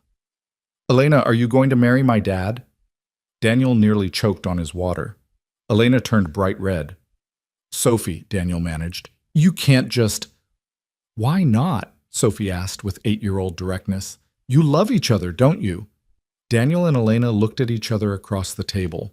In that look was everything, the terror of the forest, the desperate flight through the mine, the standing together against impossible odds. But there was more, too. Quiet mornings over coffee. Shared laughter at Sophie's antics. The feeling of coming home to someone who understood the weight of the past and the fragility of the future. Yes, Elena said simply. We do. Sophie beamed. Good. Can we have cake at the wedding? The question of marriage would wait. There was no rush, no need to formalize what they already knew. They were family forged in fire and strengthened by survival. They'd fought for the truth, for justice, for each other. Now they had the harder task of learning to live in peace. But they'd do it together. As Daniel tucked Sophie into bed that night, she asked one more question. Daddy, are you happy? He thought about Tom Brennan, who'd died saving them. About Sarah, whose death had finally been avenged. About Marcus Kane, whose darkness had ultimately consumed him. About all the ghosts that would always be with him. Then he thought about Elena downstairs humming while she did dishes. About Sophie safe and loved and looking forward to tomorrow. About the life they were building from the ashes of the old one. Yeah, baby girl, he said, kissing her forehead. I'm happy. And for the first time in years, it was true. The autumn leaves were falling outside their Denver home when the first letter arrived. Daniel found it tucked under the windshield wiper of his truck. No postmark. No return address. Just his name written in precise block letters. He opened it carefully. Old habits making him check for powders or triggers. You testified. You won. But the war isn't over. They're regrouping. Be ready. A friend. Daniel showed it to Elena that evening after Sophie had gone to bed. She studied the handwriting, the paper looking for clues with her investigative instincts. Could be a crank, she said, though her tone suggested she didn't believe it. The trials have been all over the news. Lots of conspiracy theorists out there. Could be. Daniel agreed, but he started checking the house's security systems more frequently, started watching cars that lingered too long on their street. 3 days later, Jake Morrison called. He'd survived the ambush barely and spent months recovering in a CIA medical facility. His voice was different now, rougher, like something had broken inside him that couldn't be fully healed. We need to talk, Jake said. Not on the phone. Can you come to D.C.? Is Sophie safe here? For now. But Daniel, things are happening. Things that weren't in the files you released. Daniel made arrangements with Elena's cousin to watch Sophie for a few days, telling his daughter it was a work trip, nothing more. She accepted it with the resignation of a child who'd learned that sometimes adults had to do things that took them away. The flight to D.C. was turbulent, matching Daniel's mood. Elena sat beside him working on her laptop, but he could see the tension in her shoulders. They both knew this peace they'd found was fragile, possibly temporary. Jake met them at a small restaurant in Georgetown, one of those places that had been there forever, and asked no questions. He looked older, thinner, moving with the careful precision of someone managing chronic pain. Prometheus wasn't the only program, he said without preamble. It was part of something bigger, something that goes back decades. We exposed everyone involved, Elena protested. The arrests, the trials. You exposed one tentacle of the octopus, Jake interrupted. But the body is still out there, still functioning, and now it's angry. He slid a folder across the table. Inside were photograph surveillance shots of men and women Daniel didn't recognize but whose bearing he knew intimately. Operators. Predators. They call themselves the Prometheus Foundation now. Jake explained. Officially, they're a think tank focused on defense policy. Unofficially, they're the survivors of Blackstone and half a dozen other contractors reorganized under new management. Who's running it? Daniel asked, though he had a feeling he already knew the answer. We don't know the name at the top, but the operational commander is someone you know. Victoria Kane. The coffee cup in Daniel's hand cracked. Victoria Kane, Marcus's sister. Former CIA brilliant, and according to rumors, even more ruthless than her brother had been. She blames you for Marcus's death, Jake continued, but it's more than personal. The testimony you gave, the evidence you released, it cost them billions in contracts, dozens of operatives in prison. They want revenge, but they also want to rebuild. And to do that, they need you silenced. So we go to the FBI, Elena said. To the Justice Department. Jake laughed bitterly. With what rumors, suspicions? The Foundation is careful. They've learned from Blackstone's mistakes. No electronic trails, no documentation. Everything is verbal. Everything is deniable. Then why tell us? Daniel asked. Because they're planning something. My sources say it's big something that will restore their credibility and funding. And somehow you're part of it. Daniel's mind raced through possibilities, but there were too many variables, too many unknowns. He needed more information, but getting it would mean stepping back into the shadows he'd been trying to escape. There's more, Jake said, his voice dropping. They have someone inside, someone close to the investigation, maybe even close to you. That's how they've been staying ahead of law enforcement. The words chilled Daniel more than any direct threat could have. Someone close to them was a traitor. Someone they trusted was feeding information to their enemies. They flew back to Denver that night, both of them silent during the flight processing what Jake had told them. As they drove home from the airport, Daniel noticed the tail immediately. Black sedan, professional spacing, textbook surveillance. We have company, he told Elena. She didn't turn around, didn't react visibly. How many pull? Just one car. They want us to know they're there, like. It was a message. We can reach you whenever we want. Daniel's hands tightened on the steering wheel, but he kept driving normally. No point in escalating, not with Sophie waiting at home. The sedan followed them all the way to their street, then continued past as they turned into their driveway. Through the living room window, Daniel could see Sophie doing homework at the kitchen table, Elena's cousin helping her with math problems. Normal. Safe. For now. That night, after everyone was asleep, Daniel sat in the dark living room watching the street through a gap in the curtains. The sedan was back parked 3 houses down, engine off, but occupied. They weren't even trying to hide anymore. Elena found him there at 3 in the morning. She didn't say anything, just sat beside him and took his hand. We can't live like this, she said finally. I know. Sophie deserves better. I know. So what do we do? Daniel had been thinking about that all night. Running wouldn't work. They'd proven they could find them anywhere. Going on the offensive meant becoming the very thing he'd been trying to leave behind. But there was a third option. We make them come to us, he said. On our terms, on ground we choose. That's dangerous. Everything's dangerous now. But if we control the when and where, we have a chance. Elena was quiet for a moment, then squeezed his hand. How? I need to make some calls. Old contacts, people who owe me favors, and we need to figure out who the mole is. You have a plan. The beginning of one. The next morning, Daniel started making preparations. He called Roy Collins first. The old SEAL had returned to Montana after the hearings, but he answered on the first ring. Figured I'd be hearing from you, Roy said. Jake called me yesterday. Can you help? Already am. Got 5 guys heading your way. Good ones, people I trust absolutely. Roy, I can't pay.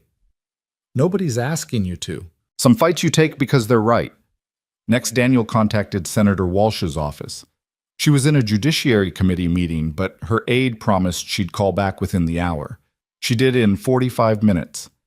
Mr. Hayes, I heard about your visit with Mr. Morrison, she said carefully. Phones weren't secure, even hers. We need to discuss the weather, Daniel said, using an old code that meant face-to-face meeting required. I'll be in Denver tomorrow for a fundraiser. Can you meet me at the Brown Palace, 2 o'clock? We'll be there. That evening, Daniel gathered everyone in the kitchen, Elena, Sophie, even Elena's cousin Maria, who'd been watching Sophie. I need to tell you all something, he began. There are people who want to hurt us because of what we did, because of what we exposed. I'm going to stop them, but things might get scary for a while. Sophie's face had gone pale, but she nodded bravely. Like before, like with the bad men in the forest. Similar, but we're ready this time. We know they're coming. Are we going to run away again? No, baby. We're going to stand and fight, but I need you to be brave to follow instructions exactly when I give them. Can you do that? Sophie stood up and hugged him tightly. I can be brave, Daddy. I learned from you. Daniel's throat tightened. 8 years old, and already she'd seen more violence than most adults. It wasn't fair, wasn't right, but it was their reality. Maria spoke up. Mr. Hayes, I should go. This isn't my fight. They know you've been here, Elena said gently. Leaving now might make you a target. It's safer if you stay at least for a few days. Daniel could see the fear in Maria's eyes, but also determination. She was a kindergarten teacher, not a soldier, but she nodded. Tell me what I need to do. That night, Roy's team arrived. They came separately, entering through the back door after dark, each carrying duffel bags full of equipment. Daniel knew 3 of them from previous operations, solid operators who'd kept their skills sharp in the civilian world. They set up a command post in the basement, installing cameras, motion sensors, and communication equipment. The house was transformed from a suburban home into a defended position, though nothing visible from the outside changed. They're still watching. One of Roy's men reported monitoring the surveillance feeds. Same sedan rotating crews every 8 hours. Let them watch, Mom, Daniel said. I want them to think we're scared, hunkered down. The meeting with Senator Walsh the next day was illuminating.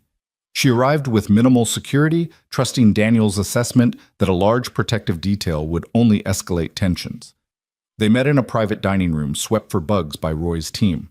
The Prometheus Foundation has been lobbying hard, she said without preamble. They're pushing for new defense contracts, claiming the Blackstone scandal was an aberration, and they're gaining traction. How? Elena asked. After everything that came out, they're offering something the government wants: complete deniability. All operations handled through shell companies in countries without extradition treaties. They've learned from Blackstone's mistakes. And Victoria Kane, Walsh's expression darkened. Officially, she's a consultant. Unofficially, she's orchestrating something that has my contacts worried. There's chatter about a demonstration, something to prove their value. A false flag operation, Daniel guessed. Possibly, or something worse. My sources say they've been recruiting specific skill sets: demolition experts, cyber warfare specialists, people with CBRN training. CBRN, chemical, biological, radiological, nuclear. Daniel felt ice in his veins. They're planning an attack. We think so, but we don't know where or when. That's why I need you. Me? You're the bait, Mr. Hayes. Victoria Kane wants you badly enough to make mistakes. If we can use that, you want to use me as bait? It wasn't a question. I want to stop them before innocent people die, and you're our best chance. Daniel looked at Elena, saw his own thoughts reflected in her eyes. They'd wanted a normal life, peace, safety for Sophie. But peace was an illusion when people like Victoria Kane were free to operate. What do you need us to do? He asked. Walsh pulled out a secure phone. Make contact. Let her know you're willing to talk. She'll assume it's a trap, but she'll come anyway. Her ego won't let her refuse. And when she comes, we'll be ready. Full tactical support, FBI, ATF, everyone. We end this cleanly, legally. Daniel took the phone, stared at it for a long moment. Once he made this call, there was no going back. The war would resume, and this time it would be final. He dialed the number Walsh provided. It rang twice before a familiar voice answered. Victoria Kane. This is Daniel Hayes. Silence for a heartbeat, then a soft laugh. Mr. Hayes, I wondered when you'd call. We need to talk. Yes, we do. You killed my brother. Your brother killed my wife. And round we go. Where does it end, Mr. Hayes? That's what I want to discuss, face to face. Another laugh, harder this time. You think I'm stupid? You're working with the government. This call is probably being traced. I'm calling because I want this over, for my daughter's sake. Name the place, the time, your conditions. Victoria was quiet for so long Daniel thought she'd hung up. Then, interesting. You're either very brave or very desperate. Both. Tomorrow night, there's an abandoned warehouse complex on the outskirts of Denver. I'll send coordinates 1 hour before. Come alone. My daughter. Bring her. Bring the journalist too. This concerns all of you. The line went dead. Daniel looked at Walsh, who was already on another phone coordinating with her team. She knows it's a trap, Elena said. Yes, Daniel agreed, but she'll come anyway. She can't resist the opportunity. They spent the next day preparing. Roy's team scouted possible locations for the meet, identifying likely warehouse complexes. The FBI positioned response teams around the city ready to move once they had a location. Elena worked with Maria to create a safe room in the house, somewhere Sophie could hide if things went wrong. As the sun set, Daniel stood in his daughter's room, watching her pack a small backpack with her most important possessions, her stuffed elephant, a photo of her mother, a book Daniel had been reading to her. "Are we going to be okay, Daddy?" she asked. Daniel knelt beside her, choosing his words carefully. "I'm going to do everything I can to keep you safe. And there are good people helping us, people who want to stop the bad ones." "But you can't promise." It wasn't a question. His 8-year-old daughter had learned that promises about safety were wishes, not guarantees. "No," he admitted. "I can't promise. But I can promise I'll fight for you with everything I have." Sophie hugged him tightly. "I know you will." The coordinates came exactly 1 hour before the meet. An abandoned meatpacking plant on the industrial east side closed for a decade. Roy's team was already moving, setting up overwatch positions. The FBI was coordinating their approach, careful not to spook Victoria's people. Daniel, Elena, and Sophie drove alone in their truck, following the GPS to the designated location. The building loomed against the night sky, dark and skeletal. A single light burned in a loading dock door. "Remember the plan?" Daniel told Elena. "If things go bad, I get Sophie out." "I know." They parked and walked toward the light, Sophie between them. Daniel could feel crosshairs on his back, knew Victoria's people were watching, but Roy's team was out there too, guardian angels in the darkness. The loading dock led to a massive refrigeration room, empty, except for Victoria Kane and 6 operators. She was smaller than Daniel had expected, but her presence filled the space.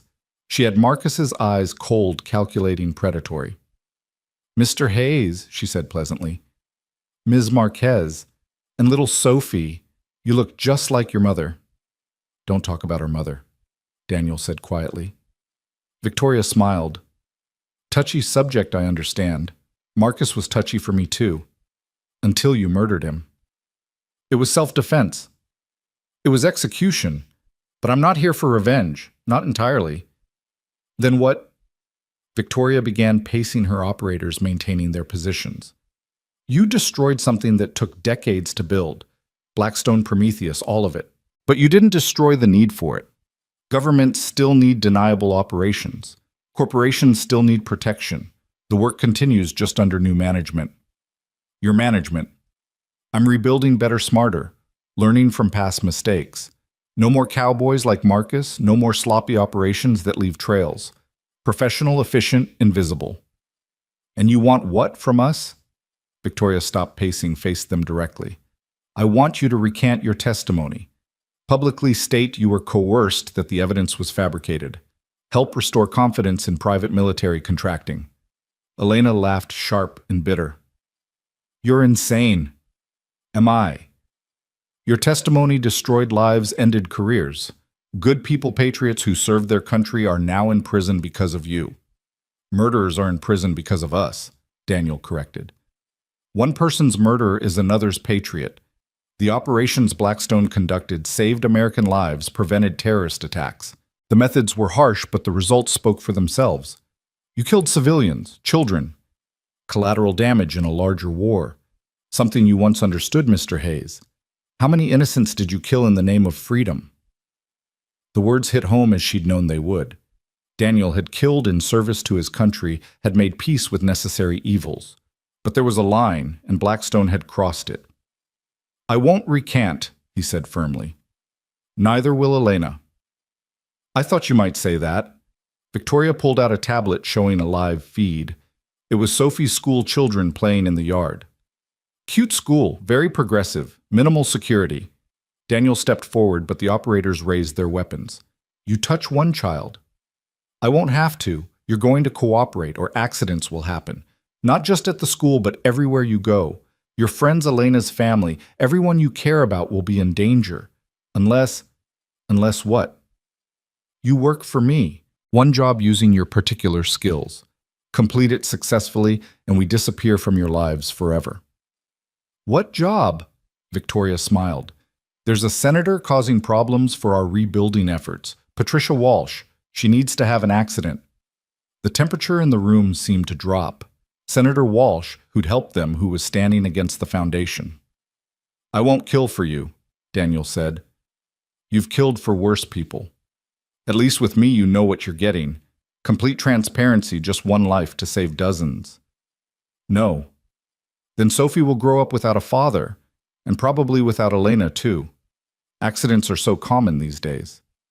Daniel felt Sophie trembling beside him, trying to be brave but terrified. Elena's hand found his squeezing tight. They were trapped, but Daniel had been trapped before. "I need time to think," he said. "You have 30 seconds." Daniel's mind raced through options. Roy's team was outside, but any signal would result in a firefight with Sophie in the middle. The FBI was coming, but not fast enough. He needed to buy time. "If I do this," he said slowly, "I need guarantees, real ones, not just your word." Victoria raised an eyebrow. "Such as, Sophie and Elena go into witness protection first, somewhere you can't reach them. Then I do your job." "Counteroffer. Elena and Sophie stay with my people as insurance. You complete the job, they go free." "That's not—" The wall exploded. Flashbang grenades filled the room with blinding light and deafening sound. Daniel reacted instantly, throwing himself over Sophie while pulling Elena down. Gunfire erupted, automatic weapons creating a deadly symphony. Through the chaos, Daniel saw Roy's team breaching from multiple points. The FBI was here too sooner than expected. Victoria's operators were good, but they were outnumbered and outmaneuvered. Victoria herself moved like liquid mercury, dodging through the firefight toward an exit. Daniel saw her go and made a choice. He pressed Sophie into Elena's arms. "Get her out!" he shouted over the gunfire, then went after Victoria. She was fast, but Daniel knew how she'd been trained, could predict her movements.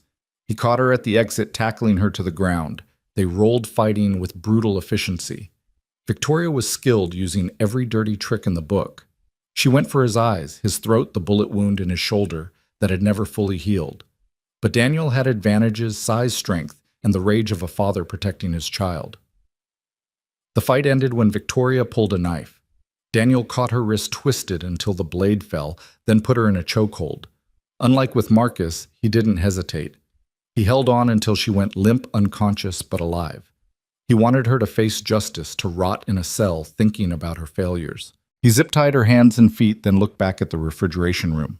The firefight was over. Victoria's operators were down, dead or captured. Roy stood in the center, weapon still raised, scanning for threats. "Sophie!" Daniel called out. "Here, Daddy!" She ran to him, Elena close behind. They were dusty, scared, but unharmed. Daniel pulled them both close, feeling their hearts beat against his chest. "It's over," he said, though he wasn't sure he believed it. Senator Walsh arrived with the FBI cleanup team, surveying the scene with grim satisfaction. "Victoria Kane and 6 operators in custody," she said, "plus the intel from their communications equipment. This is Big Daniel. This breaks the foundation wide open." "There are others," Daniel said. "She mentioned someone above her, someone funding all this." "We'll find them. With Victoria in custody, people will talk. They always do when facing life in federal prison." But Victoria wasn't talking. Even in custody, even facing multiple life sentences, she maintained her silence.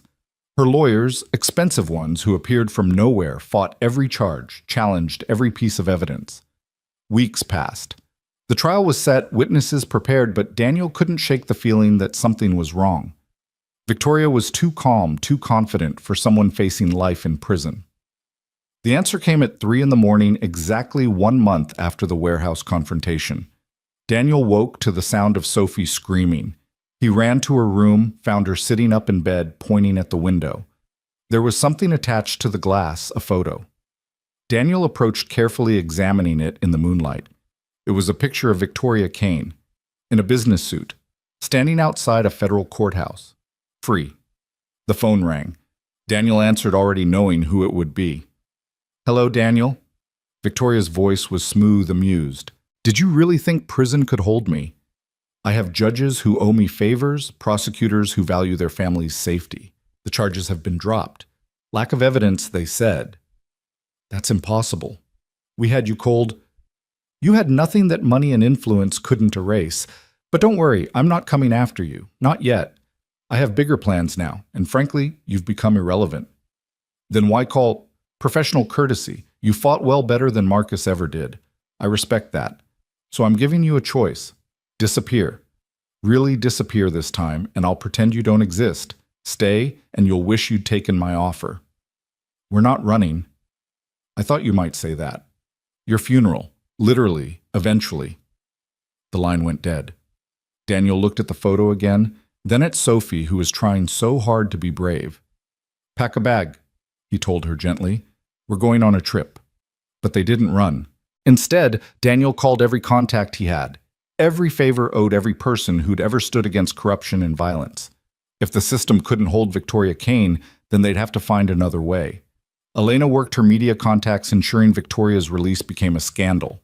Public pressure mounted for a new investigation, one that couldn't be corrupted or influenced. Roy's team became permanent fixtures, rotating shifts to maintain security. Other veterans joined them, men and women who'd heard the story and refused to let Victoria win. Senator Walsh, though frustrated by the legal failure, continued pushing for congressional action. New laws were proposed, oversight committees formed, all aimed at preventing another Blackstone, another Prometheus Foundation. And somewhere in the shadows, Victoria Kane watched and waited, planning her next move in a game that seemed to have no end. But Daniel was done being reactive, done waiting for the next attack. If Victoria wanted a war, he'd give her one. Not with violence that was her way, not his anymore, but with truth, persistence, and the unwavering determination of a father protecting his family. The real fight was just beginning. The weeks following Victoria's release became a careful dance of vigilance and investigation. Daniel transformed their Denver home into something more than a fortress. It became a command center for a different kind of warfare. Elena worked tirelessly, her laptop always open, tracking shell companies and financial transactions that might lead to Victoria's backers. Every morning, Sophie asked the same question at breakfast. "Are we safe today, Daddy?" And every morning, Daniel gave the same answer, "Today we are." It was Roy who found the first real lead. He arrived one evening with mud on his boots and exhaustion etched into his face, having driven straight from Montana after meeting with an old CIA contact. "Victoria isn't working alone," he said, spreading documents across the kitchen table. "She's partnered with someone called the Architect. Nobody knows their real name, but they've been orchestrating private military operations since the Cold War." Elena studied the documents, her journalist instincts firing. "These financial patterns, they go back 40 years. This person has been building a shadow empire. And Victoria is their newest general," Daniel added, piecing together the implications. "She gets operational control, they provide resources and protection." Sophie wandered into the kitchen, clutching her stuffed elephant. She'd been having trouble sleeping again, dark circles under her young eyes. "What are you looking at?" Daniel's instinct was to shield her, but Elena touched his arm gently.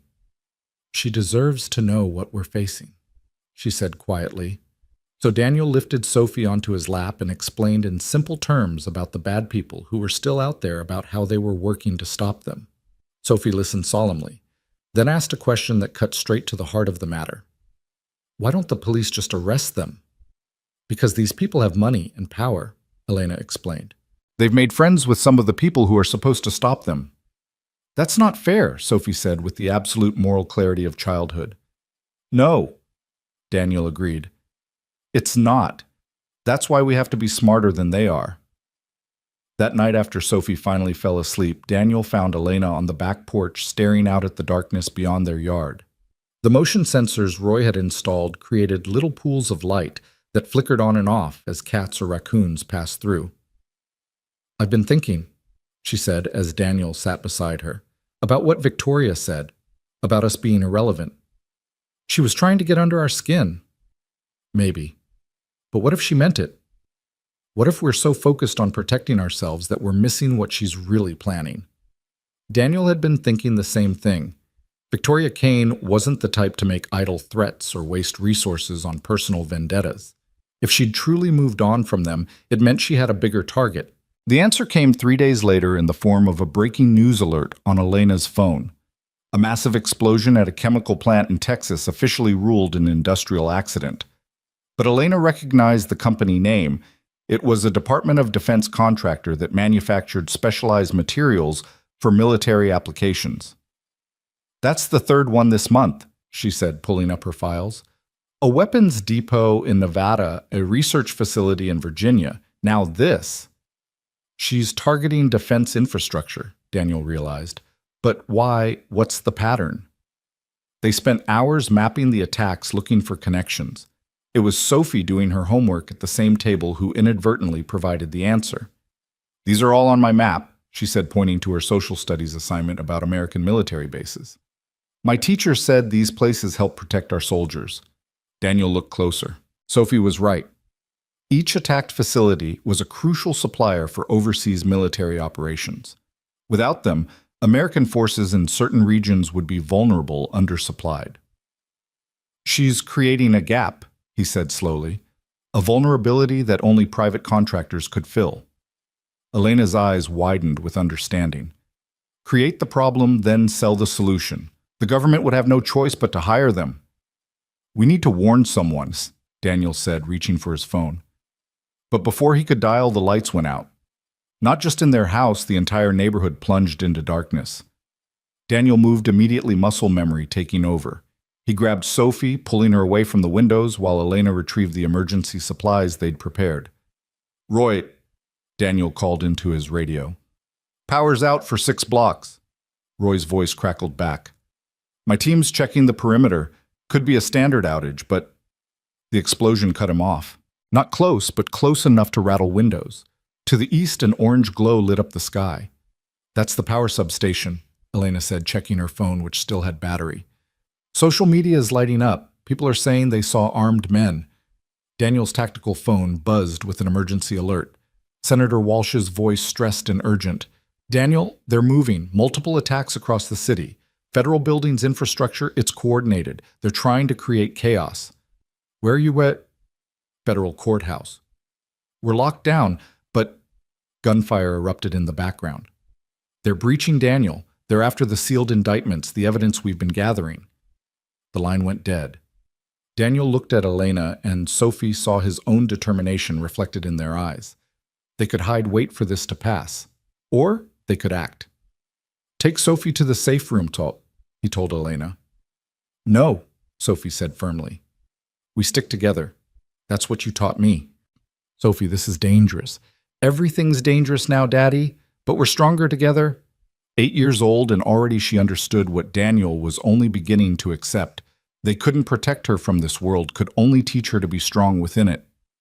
Roy burst through the back door, 2 of his men behind him. "We've got movement. 3 vehicles approaching tactical formation. This is it." Daniel made his choice. "We go to the courthouse. Victoria might have judges in her pocket, but she needs those documents destroyed to rebuild completely. If we can protect them..." "It's suicide," Roy interrupted. "She'll have teams all over that building." "Then we'll need help." Daniel pulled out his phone and did something he'd sworn he'd never do. He activated an emergency protocol from his SEAL days, a number that would connect him to Active Duty Special Operations Command. "This is Lieutenant Commander Hayes, authentication code Whiskey 779er. I have actionable intelligence on an active terrorist threat. Request immediate QRF support at the following coordinates." The voice on the other end was professionally skeptical. "Sir, you're listed as retired. Check with Admiral Morrison at JSOC. Tell him Daniel Hayes says the Prometheus Foundation is attacking federal facilities in Denver. He'll confirm my credentials." There was a pause then. Stand by. While they waited, Roy's team engaged the approaching vehicles. The firefight was brief but intense, the attackers not expecting such professional resistance. 2 vehicles retreated, the third was disabled, its occupants captured. The phone rang. Admiral Morrison himself, Daniel's old commanding officer. Hayes, what the hell is going on? Daniel explained quickly, efficiently, the way he'd been trained to deliver battlefield intelligence. Morrison listened, then swore creatively. I can have a team there in 30 minutes. Can you hold until then? We're not staying here, sir. We're going to the courthouse. Negative, that's... Sir, with respect, I'm a civilian now. I'm telling you where we'll be. Support or don't, but we're going. Morrison was quiet for a moment. You always were a stubborn son of a bitch. 30 minutes, Hayes. Try not to die before my boys get there. They moved fast, taking Roy's armored SUV. The city was in chaos, sirens everywhere, smoke rising from multiple locations. Victoria had turned Denver into a war zone, but Daniel recognized the tactic. Most of it was distraction designed to spread law enforcement thin. The real objective was the courthouse. They approached from the west using side streets to avoid the main combat zones. 3 blocks away, they could see the courthouse was under siege. Multiple breaching points, professional assault tactics. Victoria had brought an army. There, Elena pointed to a parking garage adjacent to the courthouse. We can access the underground tunnels from there. Daniel looked at her in surprise. I'm a journalist, she said with a slight smile. I know every government building's dirty secrets. They entered the garage fast, Roy's team securing each level as they descended. The tunnel entrance was hidden behind a maintenance panel exactly where Elena said it would be. The tunnel was dark, narrow, and smelled of decades of decay. Sophie walked between Daniel and Elena, her small hand gripping her father's tightly. Behind them, Roy and his men moved like shadows, weapons ready. They emerged in the courthouse basement to find chaos.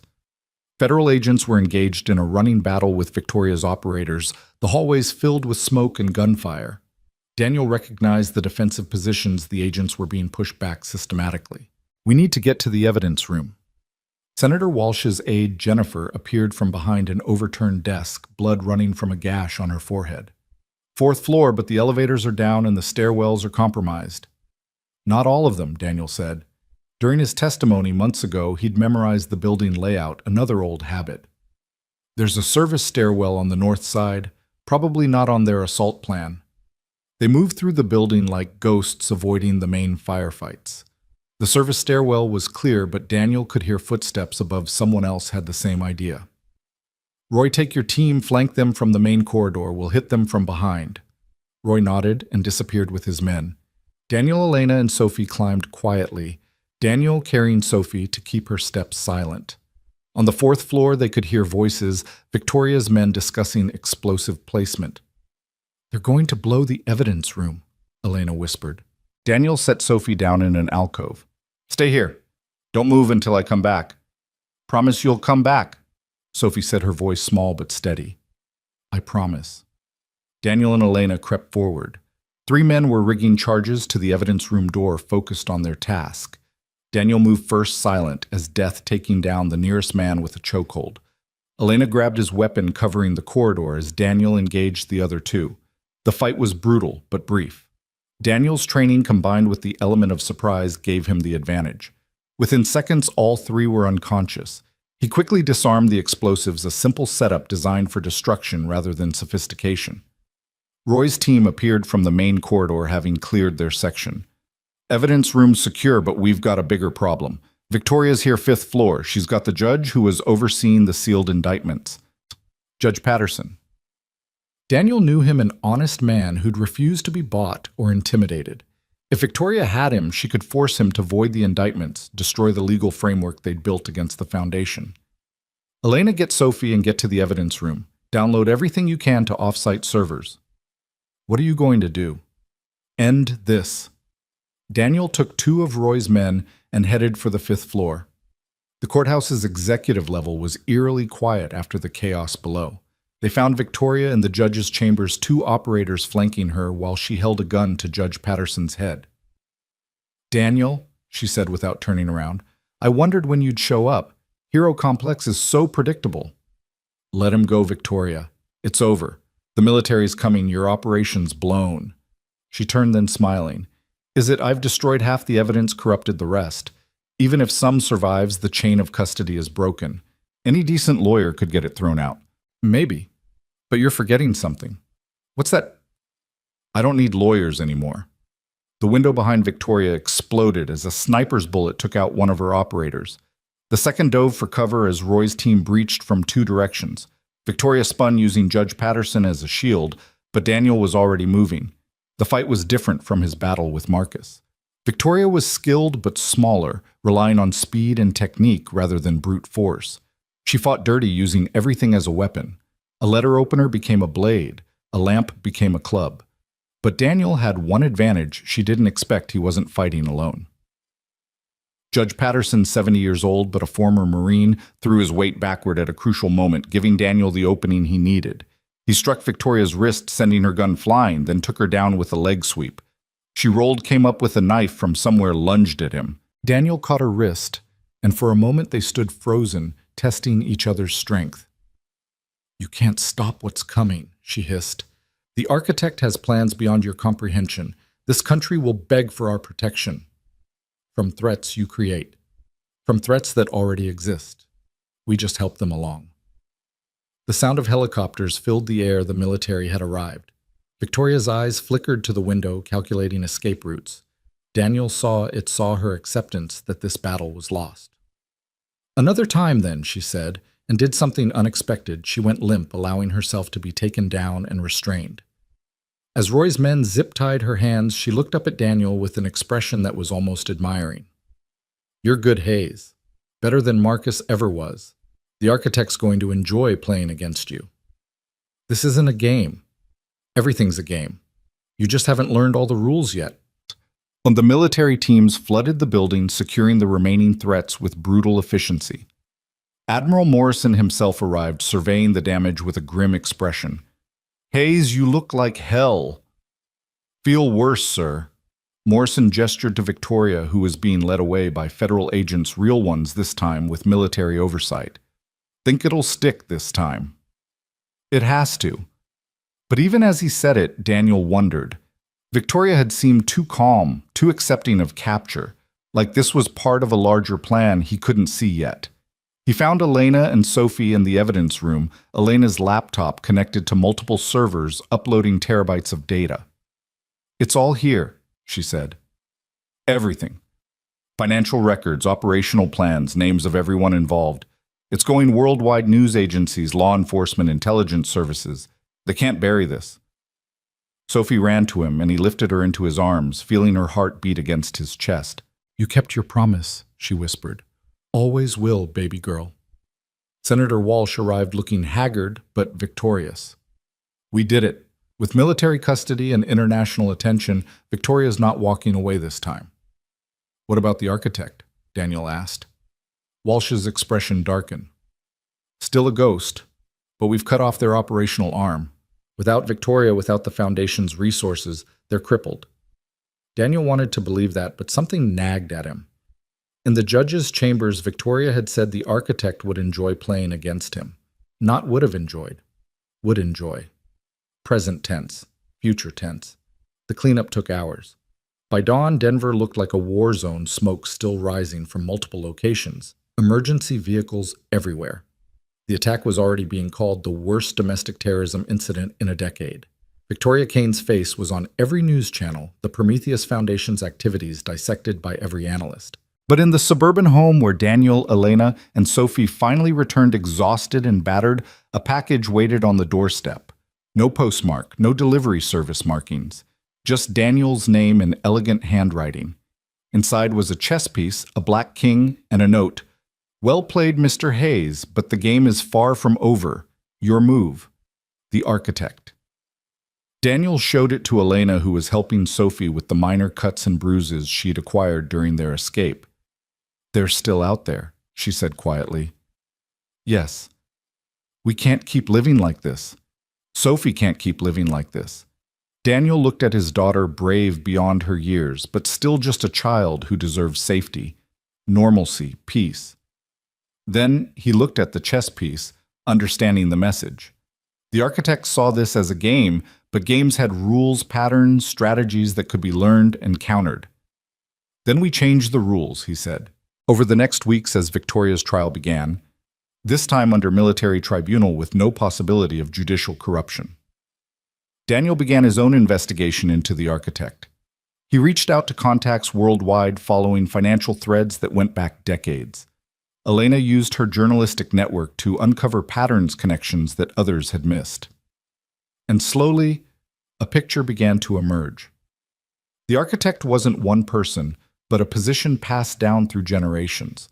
A shadow organization that had been manipulating conflicts since World War II, playing all sides, profiting from chaos. They're not just war profiteers, Elena said one evening, surrounded by documents and laptop screens. They're war creators. Every major conflict in the last 50 years has their fingerprints on it. Then we expose them, like we did with Blackstone. It's not that simple. They've had decades to hide their tracks to embed themselves in legitimate businesses' governments.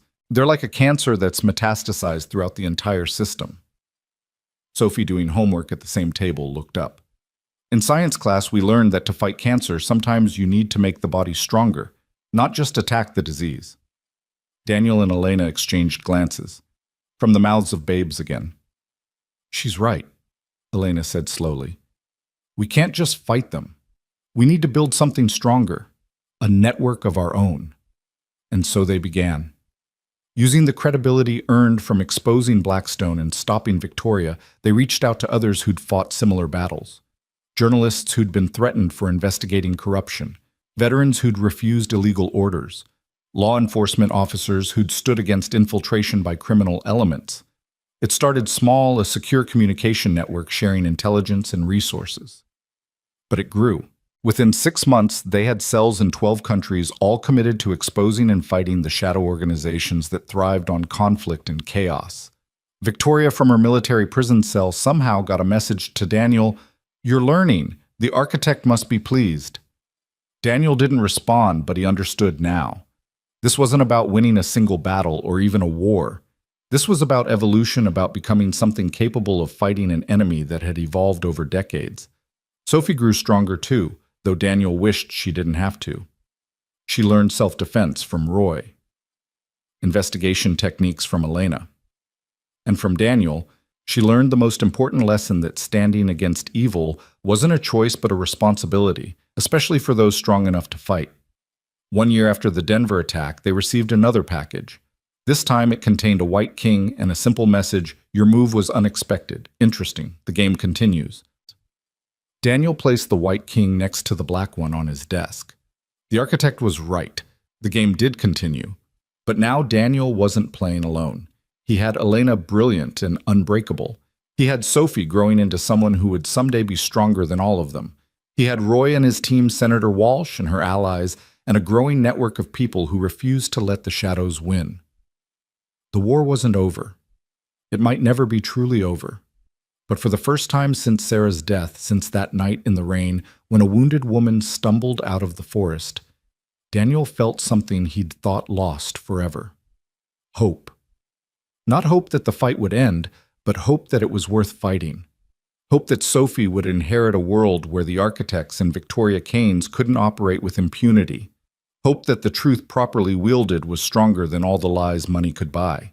That night, as Daniel tucked Sophie into bed in their reinforced home with its security systems and watchful protectors, she asked him a question that he'd been dreading. "Daddy, will I have to fight them someday?" The bad people. Daniel wanted to lie, to promise her a future free from this burden, but she deserved truth. "Maybe," he said gently, "but if you do, you won't fight alone. You'll have us and others like us, and you'll be ready." Sophie nodded, accepting this with the matter-of-fact courage that still amazed him. Good, because someone needs to stop them.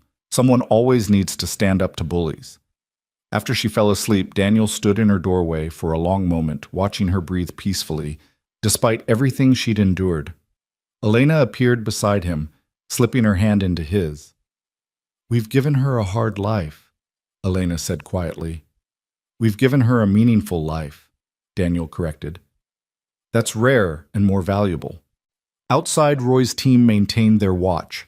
Somewhere in the world, the architect was planning their next move.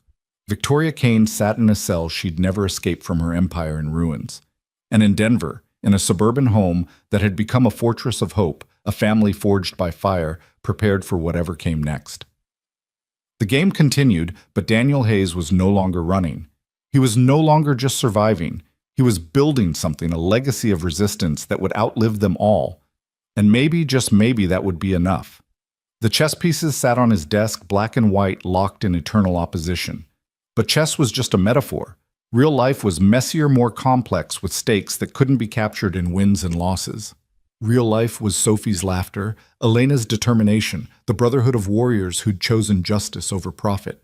Real life was worth fighting for, and so they would fight for as long as it took against whatever came together. The war was far from over, but for tonight in this moment, they were winning. And that was enough. Tomorrow would bring new challenges, new threats, new battles. The architect would move and they would counter. The game would evolve, and so would they. But tonight, Daniel Hayes stood watch over his family, his found family, his chosen family, and knew that whatever tomorrow brought, they would face it as they'd faced everything else. Together, unbroken, unafraid.